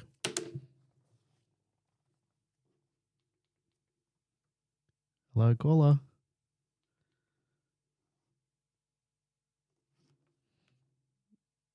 No, all right. Let's move on then. All right, Mandalorian writes, I wanted to touch on a decision to play Petty forward. I'll admit I was very sceptical about it. In the past, I understand why we swung him forward because we had an abundance of key defenders and could afford to move Pets without losing much structurally. Caller's calling back, but you're going to have to wait. Sorry. Much structurally behind the ball. Right now, though, I'm not sure we have that same luxury with our tools in defence. That said, with Gunston being out, it did give us a bit more flexibility to use him forward. Even so, when I saw him wander into attack at the start of the game, I turned to my mate and said, here we go again. Happy to have eaten my words twice very early on. I thought Pets was outstanding in both the air and the ground level. What impressed me even more was that the coaches were able to reverse the move in-game and send him back into defence to counter the Hawks' adjustments later in the match. Credit to Pets and credit to the footy department for using him in the right role under the right circumstances and for being decisive enough in-game to make changes without robbing Peter to pay Paul. Roger Melly replies, I wasn't sceptical about Petty being played forward as I rate him at both ends. I just presumed he would play a defensive role on Sicily. I was thrown when Fritter played on Sicily, but Petty stayed forward with the Hawks going tall in their forward line. So what the F would I know? It worked out a treat though, bloody brilliant. And Rue Beauty says, George, like Kane Corns, I keep my receipts. The other week you found it very hard to believe and laughed when I said Petty had trained with the forwards in the West Coast game, but had to go back due to Disco being a late out. George, you've been called out here, but I reckon a lot of us probably suffer from a bit of Petty forward fatigue. after the last few years because the move just hasn't consistently produced results. So what was your reaction when you saw Petty start forward against the Hawks, and what did you make of the way he actually performed in that role? Yeah, certainly when the game started, I was exactly with Mandalorian. What in the hell's going on here? Seeing Petty forward, he's hasn't been a great forward. He kicked, 19 goals in 20 games last year, and then 9 in 19 games the year before. But so that sort of surprised me intensely. But what I realised shortly thereafter was this was actually a brilliant tactical move by King as well.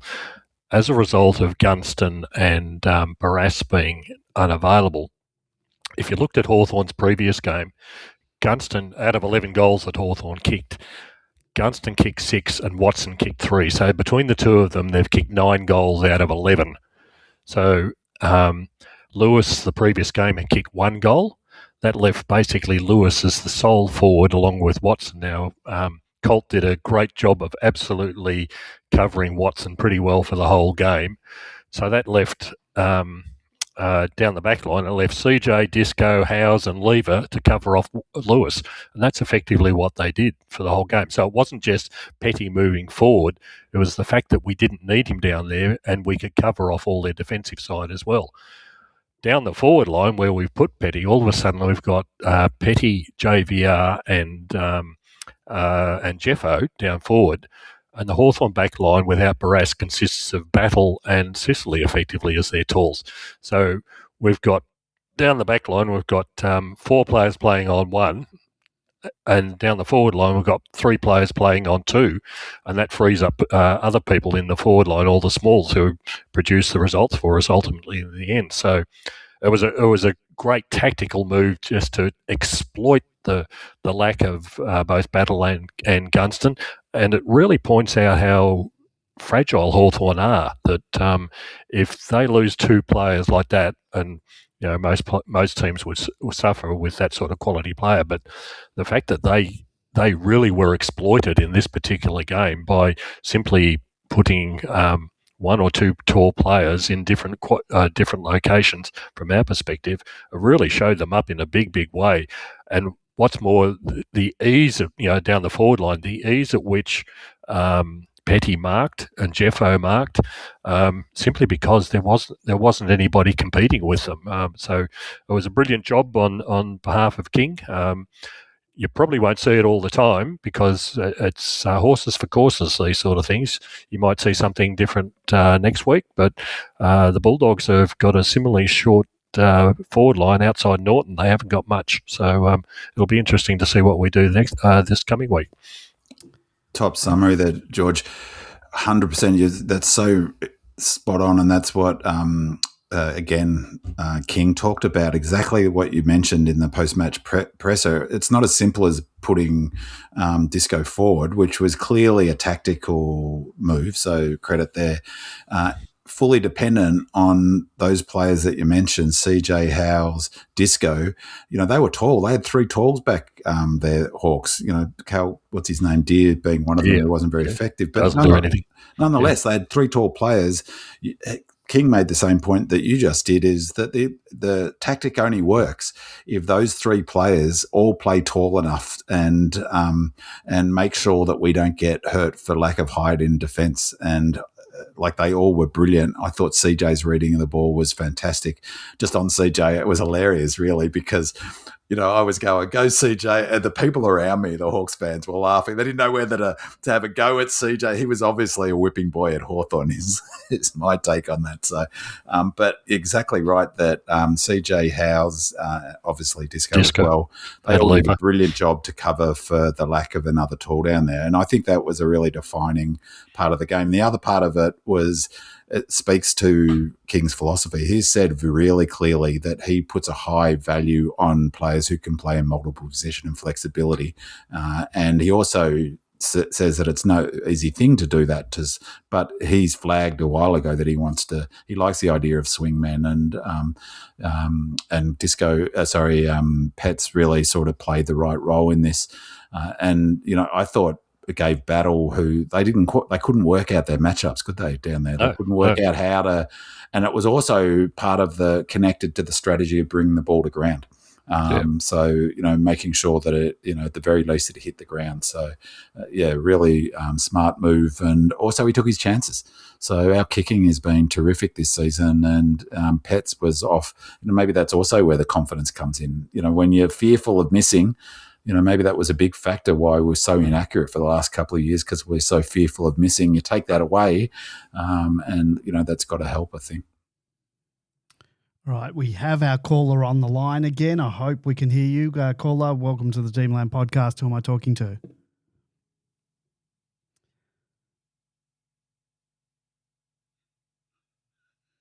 Caller, you there?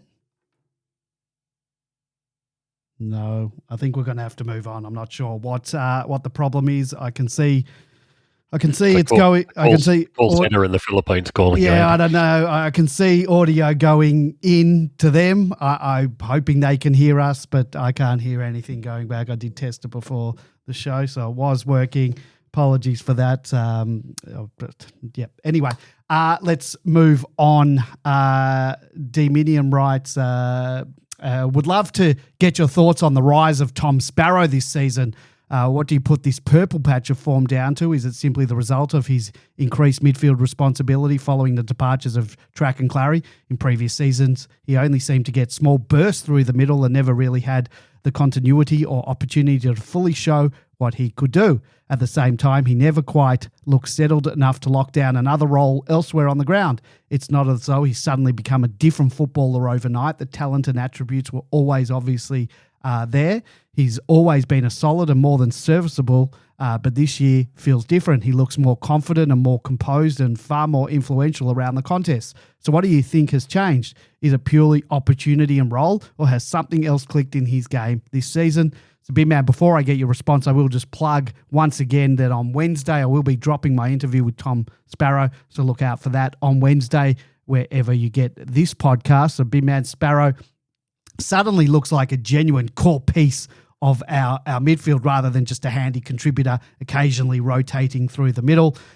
Talent has obviously always been there. He's a premiership player. They don't just hand out spots on AFL lists to anyone. Well, not to some people, but anyway. And we've seen flashes of what he's capable of over the years. Do you think what we're seeing now is largely the result of being given that sustained midfield opportunity, given the outs that we've just had, the couple of guys, champions of our club, leave, and a bit of continuity in a role that generally suits his strength, has the extra midfield responsibility simply allowed both us and the wider AFL community now to finally see the level of player that he can actually be?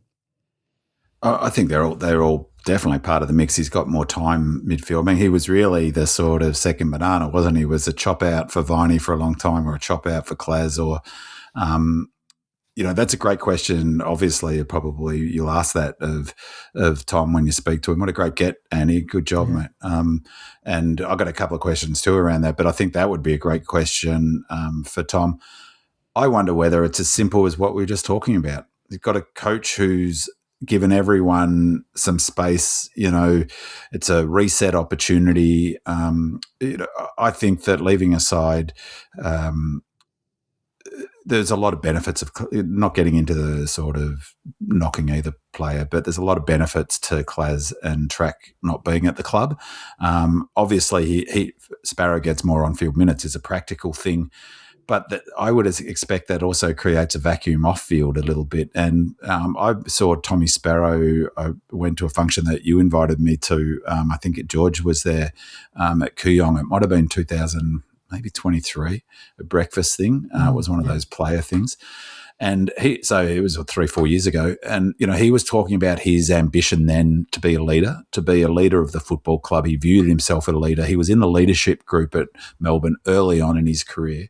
I really feel like the change of coach, that has created an opportunity for him. And everything we were just talking about King before has been, I think really super for Sparrow, because I feel like he was a player who, is playing better footy, partly because he is a good footballer. And as we've talked about, King has directed his players to take it on, to go for it. My feeling is, though, he's really grown in his on-field leadership, and that suits him. It suits him as a person. He's super. I love listening to him. He's super smart. He explains the game really well. He's got a pretty dry wit as well, and so it'll be a really terrific interview. I can't wait to hear it. And for me, I'll be curious to what he answers to this question. But for me, it really is a combination of those things.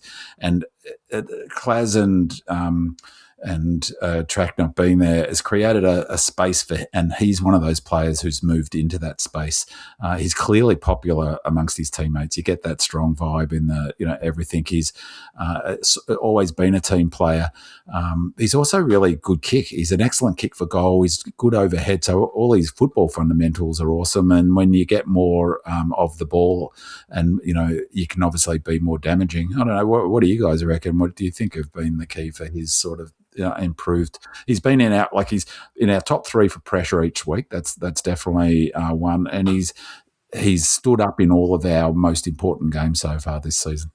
If you're talking about pressure acts and the direct result benefits of it, you only have to go to the goal. I think Jefferson ended up kicking it. Yeah. Laurie was in there. He got it smothered, and there were 2 repeat efforts that Sparrow did. It's not going to win him any possessions or anything of what he did. Get some corralling stuff of what he did, and just those little touches, whatever he did up there was directly contributed to us getting that goal. It was. I was going to mention that as well, Andy. The only reason we got that goal was simply because of Tom Sparrow. Yeah. That he beat 2 players to get the ball.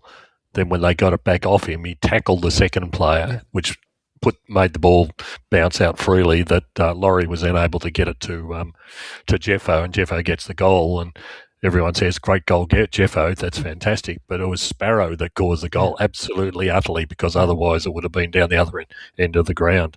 I think the big thing has been, as Midman mentioned, that in the absence of Oliver and Petrarca, he's genuinely stood up. He's at that perfect stage. He was a bit player, so to speak. Comes in as the number 4 interchange off the interchange bench for the midfield. Now he's one of the main men in the midfield, and he's certainly really cemented his spot there. He's been absolutely superb. And it's not just pressure. And I don't want to, you can fall into the trap of saying, "Oh, pressure." He is our number 1 pressure player. But just on the numbers, his season has been like chalk and cheese from last year. So last year, and this just go back to Go Lordy's point, so his super coach, for instance, or his fantasy points in 25 was 61.1. He's up to 80. He's averaging 88.1 this season. His player rating last season, his career average player rating is 8.09. Last year he averaged 7.21, which is not a great, for a player of his ability. This year his player rating is 12.77. That is an incredible. He would, just on that number alone, would make him probably top 30 most improved players in the AFL season to season. He's got he played 22 games. He's played all games this year. Last year, he had a grand total of 2 coaches' votes. And so for those who don't, like the coaches' votes as a way of measuring performance, he had 2 coaches' votes. He hasn't got a coach's vote in any other season except 22, where he got 7 coaches' votes. So up until this year, across 7 seasons, he'd had a grand total of 9 coaches' votes, and 5 of those seasons, none at all. This season, he's had 24 coaches' votes at round 10. I mean, that speaks to a player playing at a very elite level, and he's been enormous. But I would say, and maybe there's something you can ask him, the thing that's most impressive after, even with those numbers, is his leadership on field and I'm guessing off field as well. He's averaging 8 contested possessions this year. Last year it was 4.5. He's up in uncontested possessions. Ground ball gets, he's got more of them. Hard ball gets, loose ball gets. It's chalk and cheese this season to his last season, and long may it continue. Yeah, here. It's been fantastic. Flower Magic writes, I'd be very interested to hear George say, I was wrong about Matthew Jefferson. For several years, George has had nothing kind to say about Jeffo. No second efforts among many of his criticisms. What does George think now after watching Jeffo take a massive step up against Hawthorn? And does he agree that Jeffo could play an important part in any D's push deep in September? And Spirit of Norm Smith replies to Flower Magic saying, it's only one game. Jeffo was very poor the prior week against the Eagles and honestly was lucky to hold his spot. Yes, I agree Jeffo was good against the Hawks. We want Jeffo to succeed given the pick that ultimately landed him was a part of what we got for the Luke Jackson deal and 4 years of investment. Let's see more of this from Jeffo in the next few weeks. And Rue Beauty says Jeffo has been competing well for a couple of weeks now. Great hands and brings the ball to ground so the Smalls can do their bit. Amazing what a bit of confidence does for a player. Getting to string a few games together in a row without the fear of being dropped. Dare I say, even Laurie is starting to look better. So, George, you've been called out again. What were your thoughts on Jeffo's game this week, and does one swallow a summer make? I think that sums it up, Andy. He's been on the list for 4 years now, and even in the first half of this game, it was a forgettable performance. And then after halftime, he certainly turned it around. But the thing is, he has to understand that that's what's expected, not just for half a game. That's what's expected every game for the whole season if he wants to be part of it.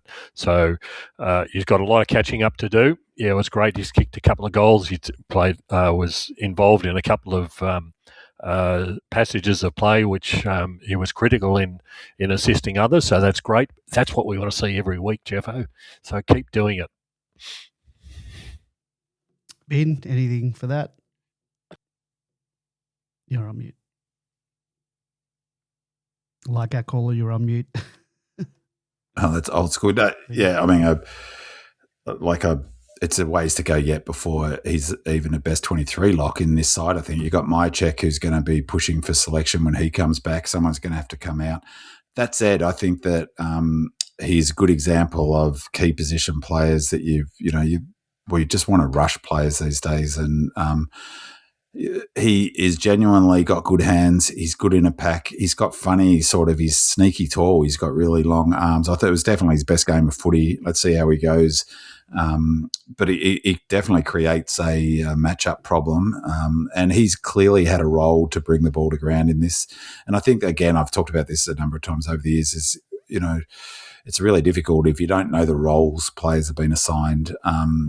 He put it this way: King was really complimentary of his performance in the post-match presser, in large part because he played his role, and I was really pleased he took his chances. I wish he kicked. Was it halftime that he missed that goal on the siren? Yeah, before beautiful bit of play in the lead up to that. But got to kick those goals on halftime.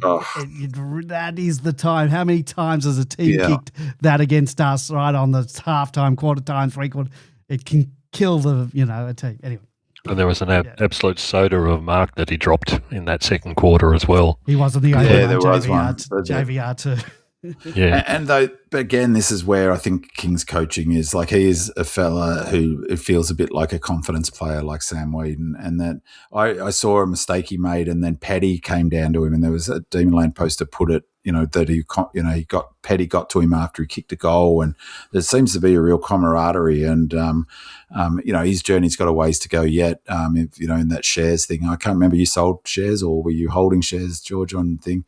I'd be still holding shares options. If I had options. Oh, your options, that's right. I'm holding my Jeffo shares, but I did have to laugh. It just cracked me up, actually. His song that he chose is Danger Zone. And I like that, actually. Quite appropriate because he's got an 80s style head, I reckon, with his hair. Made me laugh. And the other one was great was who was Come On Eileen? Was it Sharp? He went up in my estimation greatly. I rate my players now by their song choices, and I'm pretty sure Sharp had Come On Eileen, and it was excellent. So, I'm holding my shares on Jeff. Yeah, look, I like some of his attributes. I think he does have a good pair of hands, even though we dropped that one. And he generally has a pretty good kick. I think from what I've seen of him at Casey, He's got a great kick, but he's missed a couple of easy ones in the seniors. So, yeah, he's got a great pair of hands. Just like I said, it's better. The second half was something to like. Just a tick over AFL games are only averaging 8 contested marks per game. And so it just shows how hard it is. And I don't know what he's averaging, but he seems to be clunking his fair share of contested marks. So. Anyway, all right. Lefty writes, has the wider footy world underestimated Daniel Disco Turner? Early on, he felt like a cult favourite depth player, but his intensity, versatility and competitiveness are becoming impossible to ignore. He's now looking like the general down back. He's strong one-on-one, knows exactly when to spoil and when to back himself in for the intercept mark with those safe hands, and he's showing the confidence and awareness to leave his man at the right time and take the game on. He impacts both in the air and at ground level. Has Disco gone from handy role player to genuine high-level defender? And could he even be an outside smoky for All-Australian conversation if his form continues? So, B-Man, we're now at the point where Disco has gone from that cult hero status. That's gone. He's genuinely elite defender territory now. And if this form continues, both from him and as the team as a whole, do you think he will come into an All-Australian conversation? It's funny. Lefty should ask that question because I said exactly to my mate at the footy on Saturday. He surely he's got to. And when I looked at the Ds would have to be up there, I think, for him to get in. Who? To All Australian. The Ds would have to be sort of top four. We are, yeah. Well, I'm saying the record seems to be you get nominated. You've got to spend a couple of seasons in the squad. So I think there'd be every chance. I mean, he's been terrific. He's the prototype tall defender, and even the tall defenders need to be able to run more than 10 kilometres a game at a good clip, and he can. And that running back with the flight of the ball, where he marked it, contested mark against Lewis, was just a brilliant bit of. I was watching. I had the binoculars on that just to judge the flight of the ball and turn his body. Not 90 times out of 100, the player gives away a free kick as front on in that circumstance. He timed it perfectly. What I loved about it is that he was going to mark that ball from 25 metres away, 20 metres away. He had no other thought. I love the fact. I often wonder why defenders don't do it more often. Actually, go for the mark. If you mark it, they've got to spoil it. If we go for it. He's brilliant overhead.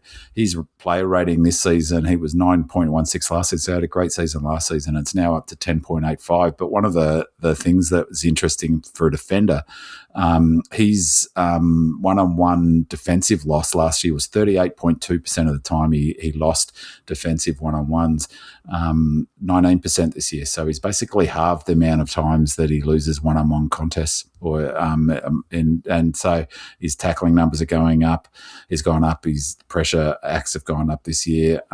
He's spoiling averaging 5 spoils a game. Last year it was 3.8. He definitely would be in my conversation for All Australian, albeit probably not very objective on that front. In this game, he had 11 intercepts inside 50. That's the most, except for only Aaliyah has had more intercepts inside defensive 50 in the last 4 years. So that is really, really impressive performance from Daniel Turner. One of his highest rating games for a long time. He's a star. I love him, and I can see him being captain of the footy club at some stage, and definitely All-Australian. Is definitely. The other thing, just quickly, is when I was looking at it, I was amazed. He's only played 45 games of AFL footy. I mean, 45 is nothing. For a key position player, it is nothing. So, I look forward to him getting to 150 games. How good will he be then? Absolutely. The other person I'd just give a bit of a shout out to at this point is Howes. He has really come along this season. Again, a bit player last year. He has absolutely cemented a place, and that run through the middle of the ground that he did was just spectacular to watch. So keep an eye on him as well. Absolutely. Okay, so let's move on in honour of. Sorry, Andy, there is one point to note that we've now finished the end of the analysis of the game and we haven't mentioned Max Gawn or Cozzy Pickett.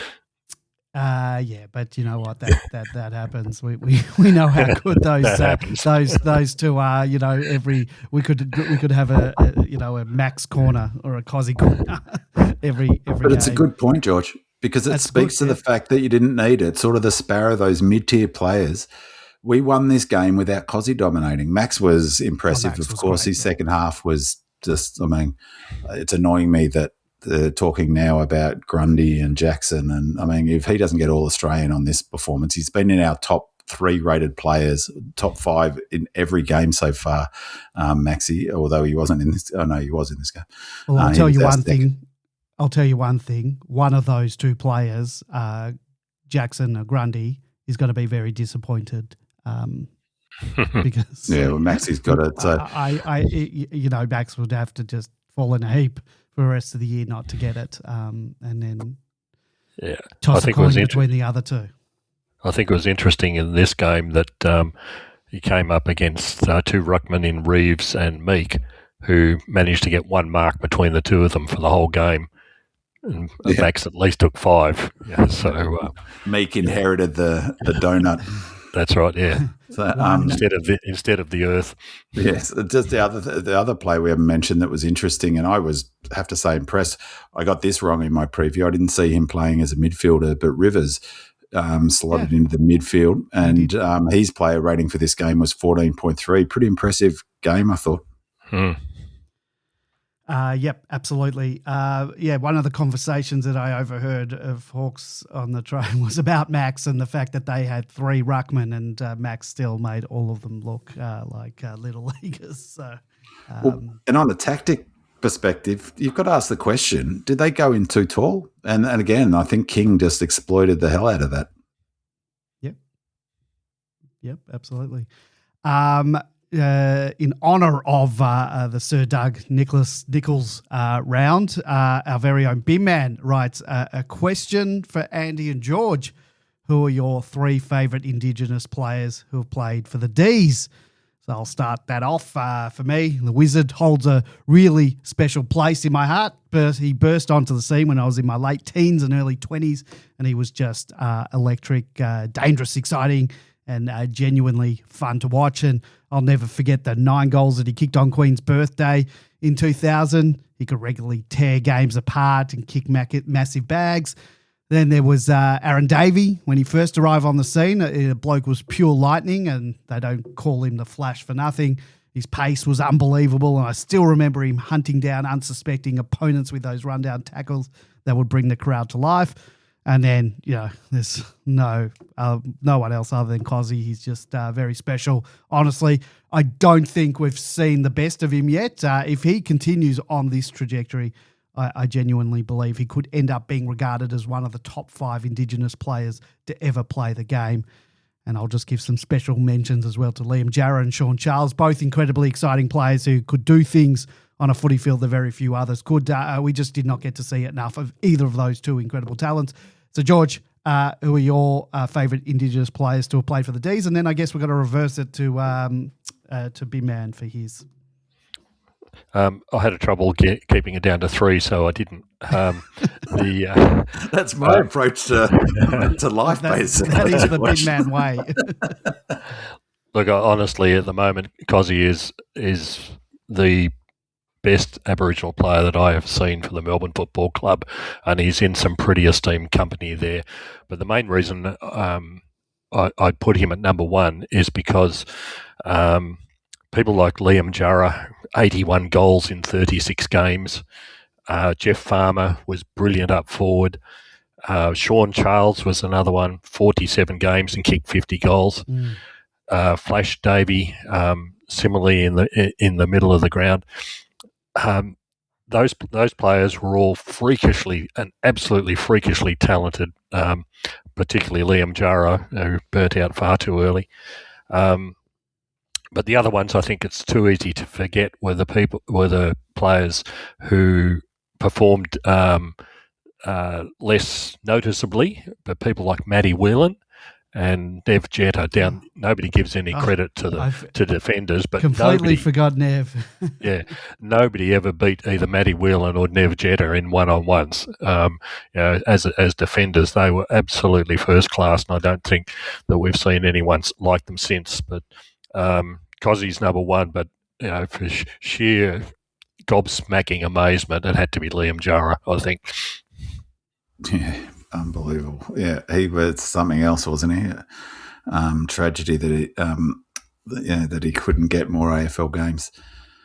For me, I mean, Cos. I mean, I'm going to leave Cos to one side because I think Cos he's almost the top 5 Aboriginal players. The way he's playing footy, if this continues, he'll be one of the best players of the modern era. I feel that strongly about the way he's playing, his ability to impact games. Forget Aboriginal players, just full players, full stop. So, leaving Cos aside, not the players in the past.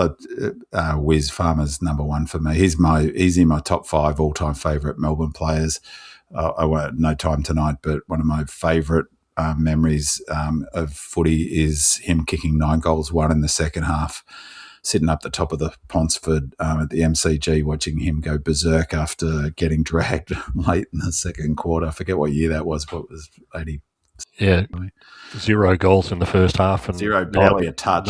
9 in the second. Yeah, the second half. The short version of my story, and I've told this before on the podcast, was for the first half, and it was different times, of Dad with his young son next to him, just hurling racial abuse at Wiz for the entire first half, and I didn't know what to do. I was a young fella, and I didn't challenge it, and I still feel embarrassed about the fact that I didn't challenge it. And but in the second half, the positive of not challenging it was just every time Wiz went near the ball, I was sitting right behind this guy. I was just screaming like a banana, going, Wiz, like, no knocking, no criticism, no, just pumping up Wiz, and he gave me 10 opportunities. I couldn't believe that point he kicked would have given him 10 goals. He kicked 9 straight up until that, and the fella in front of me eventually left 10 minutes into the last quarter, packed up his bag, grabbed his son, who the poor kid was looking bleak, and headed off into the sunset. It was just one of the best experiences I've had at the footy, sitting up the top of the Ponsford watching that by myself. So he'll always have a special heart for me. Wheels I'm so glad you mentioned Wheels, George. He's one of my favourite full players from that era. But also I really respect Wheels for what he's done for the Melbourne Footy Club post career, and his support in his role, and his support for Aboriginal Indigenous players coming through the club. I love the way he went about his footy. I can't remember, was it James Hird he flattened, or it was? Yes, it was lovely to watch. That was that was at Marvel, was it, or Docklands? It was one of the biggest hits. Oh God, that was a beauty. And I just love that he's a bit like Sparrow. He's his intensity and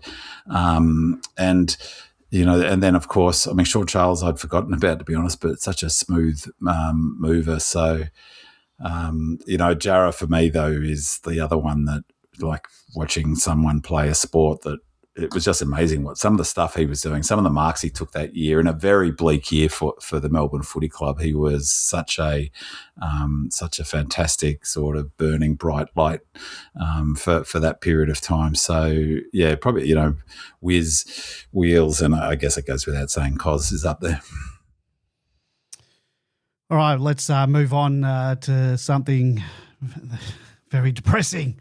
And that's the Casey game, because unfortunately it was another really tough day for the Casey Demons, who went down to the Saints by 58 points at RSEA Park in a game that was effectively over by quarter time.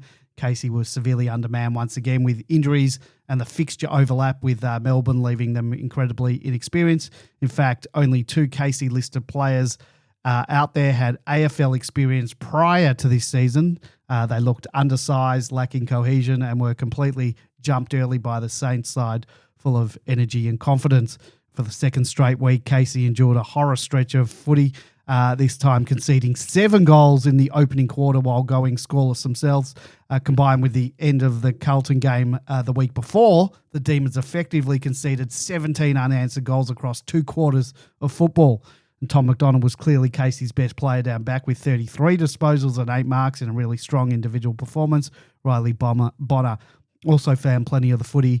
Jesse Craven battled hard with 2 goals, while Miller Bergman showed some encouraging signs in his return from injury. Youngsters Xavier Taylor, Tyson Strook, and Kalani White all kept competing in difficult circumstances, but overall it was another reminder of just how depleted Casey are at the moment. And unfortunately, it doesn't get any easier next week with the rematch against the reigning premiers Footscray at Casey Fields. George, anything positive to report from this match? Very, very little, unfortunately. Not only the number of goals kicked against us, but up until the end of the first quarter in this game, we'd kicked 1 goal to the opposition's 29, including the game against Carlton the previous week. So, yeah, it was a complete shellacking. It was all over after the first quarter. We had 9 AFL-listed players playing. The Saints had 10, but they were far more experienced than what we could put on. Fortunately, the coach didn't leave Kalani White in the ruck for the whole game. He's mixed it up a bit with Armu and Kentfield, although they didn't do very much in the way of actually improving the situation. Again, by the time it got to the third quarter, we picked up a couple of goals in the second, but again, we only kicked 1 goal in the third quarter, and it was well and truly all over. It was 89-42 at 3-quarter time. Tommy Mack was probably the best on ground for the Casey side, and as the Melbourne listed players, 33 disposals. Kentfield was probably the second best, the only one really worthwhile looking at. He kicked a couple of goals, but the ball didn't go into the forward line all that much. Matthews, like always, was active and running around and doing lots of things. I think he kicked a couple of goals himself. Interestingly, though, Adams didn't play at all. So he's the mystery injury for the week. Was he a holdover? Was he an emergency at all? Or not? I don't think so. AMW, I think, was the holdover. Yeah. Yeah. So that's the mystery for this week. But yeah, overall it was a pretty miserable effort all around. Nothing really to be gained. There was one little snippet in the game that the commentators made. About the US Combine, the US AFL Combine, where they said there were 6 players fronted up for the Combine who were taller than Mason Cox. 6. Oh wow! including one that was 4 inches taller than Mason Cox. Are they coordinated though? We don't know, but it was just interesting that if we think Mason Cox is tall, there's guys out there who are playing AFL football or hoping to play AFL football who are even taller than him. There you go. All right, we're running well over time here. So let's get into the preview. The Demons return to Marvel Stadium for the second time in 3 weeks when they take on the Bulldogs on Sunday afternoon. After a flying start to the season where they won their opening 4 games and were being talked about as early premiership favourites, the Bulldogs have hit a rough patch. Injuries have taken their toll, and they've now lost 5 of their last 6 matches, with their only win in that stretch coming via a narrow escape against Port Adelaide. But beware the wounded dog. Big man followed by George. What changes are you making this week, and how do you see this matchup playing out? Yeah, I'm not sure about changes. Yeah, we don't know who's available. Yeah, just in terms of some of the numbers, one of the interesting, I mean, they're plus 2.3 in their games for clearances. But that doesn't really translate to, again, that's that conversation about effectiveness. It's one thing winning clearances, which is good for territory. It's always good to win clearances to get territory, particularly for Melbourne, we're a territory team, but they're plus 2.3 for clearances, but they're only scoring 33.5 from stoppages this season. We're scoring 43 points from stoppages, so we have a definite advantage there. We're turnover, 60 to 65% of AFL scorings from turnover at the moment. They're only scoring 43.1 points from turnover. We're scoring 54.6 from turnover. We're averaging 103 per game. They're only averaging 105. So, there's a bunch of other metrics we're in front of them. This is, in terms of overall attack, we're plus 6, they're plus 3.9. So we're better in attack, and they're slightly better in offense. This is a real worry. This game is a real a bit worried, to be honest. I reckon I said before the Eagles game that was a huge psychological test. I think this is even more the case because it was clear. I said that was a huge psychological test for the Eagles in one part because we targeted the Hawks game. We targeted the Hawks game clearly, just the way King talked about the way we played last week. So, that point that I've made about games aren't played in a hermetically sealed bubble that I made last week was on full display last week. The way we played last week was with one eye on the game we just played against Hawthorn. If we'd gone flat chat against and try, for instance, like what everyone wanted to put the Eagles to sword, who played better than I think people gave them credit, and so I wasn't surprised they won on the weekend, then we wouldn't have been in optimal shape to take on the Hawks. So we were up for the Hawks game, we're up for the Lions game, we're up for the Tigers game, we're up for the Swans game. We had a 5-day break in that time. We had a 6-day break. We needed to be switched on mentally for the Eagles game. And as I said, we're up for the Hawks. That's 5-6 weeks we've been fully wound up, the 5-day break, 6-day breaks. So it'd be really, really natural for them to be flat this week. And I was thinking in terms of maybe King might take the opportunity to manage some players, like bring in, maybe some players who are running a little bit on empty, given we haven't had a bloody bye AFL. I don't know what you're doing. Though he was asked post-match whether he might manage Maxi, and not an unreasonable question. He basically said no, but that you can manipulate time on ground to give a player a chop out like Maxi if need be. And Heath only played mid 20% time on ground against the Hawk. I think partly because he had that HIA test potentially, but nonetheless, he's so fresh. If they do want to give Maxi a pretty big chop out on the bench, then Heath will be fresh. I'll be really well pleased, to be honest, if we just win and bank the 4 points. And if I'm really honest, I won't be shocked if we get beaten in this match. It's the classic, for a young team on the way up. Bevo's a good coach. One of the great sort of positive benefits of the way King goes about, where it isn't the one way of playing every week, we're a moving target tactically. So it's not like Bevo can come up with a plan to disrupt our ball movement from the back half, for instance, because in the last 2-3 weeks, that hasn't been a major score for us. We've been scores from stoppages. Now we could look to go to work with that, but good luck if they don't have English. English is the talk about him coming back in, but he's got pretty bad concussion issues, so they wouldn't want to risk him. So I think it'll come down to whether they can mitigate our advantage in the midfield and scores from stoppages. But yeah, to be honest, this game is a bit of I'm a bit worried about it. The good news is the Bulldogs are pretty banged up at the moment.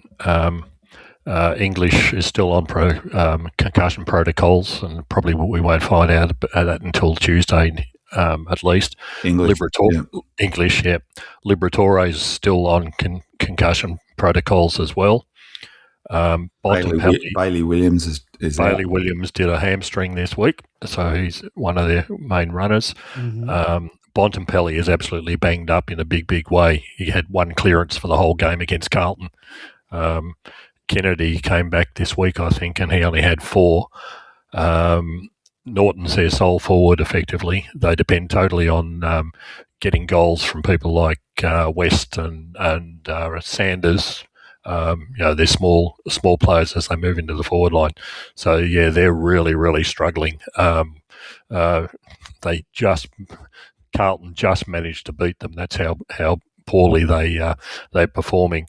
One thing that Carlton's new coach Josh Fraser did was blocked up the centre corridor, which we did really well by the Hawks. Absolutely did not. The Bulldogs didn't know where to go. They do not like playing around the wings, and particularly when their main ball movers and just aren't there. The Bontempellis and the Liberatores, they want to get it into the middle, go straight down the middle. But yeah, without Darcy and only having Norton up forward, they're really, really struggling, and that's why they've lost so many games in a row. So I think we will increase Heath's time on ground for Max. I think that's the easy way. Gives particularly if English doesn't front up, and It'd be amazing if he did, I think. So Max might, instead of paying 80-20, it might be 70-30 this week. So we've just got to wait and see. But from our perspective, Windsor, I'm really worried when I hear toe injuries. Mm-hmm. They tend to go from 1 week to 6 weeks to 8 weeks. There's no reason other than that to bring anybody else into the side. I don't think we'll just play with what we've got. All right, that's where we're going to leave it for tonight. Look out for Bin Man's Stats Files preview podcast Friday or even earlier if you enjoy a deeper dive into the stats that matter in the lead up to the Bulldogs game. Also, don't forget to check out my interview with Tom Sparrow coming out on Wednesday afternoon. Thank you to our 5-star reviewer on Apple Podcasts. Thank you to Demon Disciple. Thank you to our commenter from Facebook, Victor V. Thank you to the voicemailer, Apple Tree D. As always, your questions and comments are an integral part of the show. So thank you to our Demonland posters who submitted questions and comments. Thank you to Go Lordy, Gorn Hub, Wells 11, Gorn of the Dead, Return to Glory, Engorged Dungan, Kev, Go D's, Rue Beauty, Watson 11, Red and Bluebeard, Mandy Lorian, Roger Melly, Dominion, Flower Magic, Spirit of Norm Smith, Lefty, D Old Fart, Ethan Tremblay, Melbman 2, Doug Reamer, and Rhino. Thank you to my co-hosts, George and B-Man, and thank you to you, our loyal listeners. Don't forget, leave us a 5-star review and a comment on Apple Podcasts, and we'll read it and give you a shout-out on the next show. Go Demons! Go Red Leggers! It's a grand old flag, it's a high-flying flag, it's an emblem for me and for you. Well, it's the emblem of the team we love, the team of the red and the blue. Every heart beats true for the red and the blue as we sing a song for you. Should old acquaintance be forgot, keep your eye on the red and the blue. Where the team played fine in the year 39, we're the team that no one can lick. And you'll find us there after the final bell with the spirit of 1926. Well, every heart beats true for the red and the blue as we finish sing this song to you. Should old acquaintance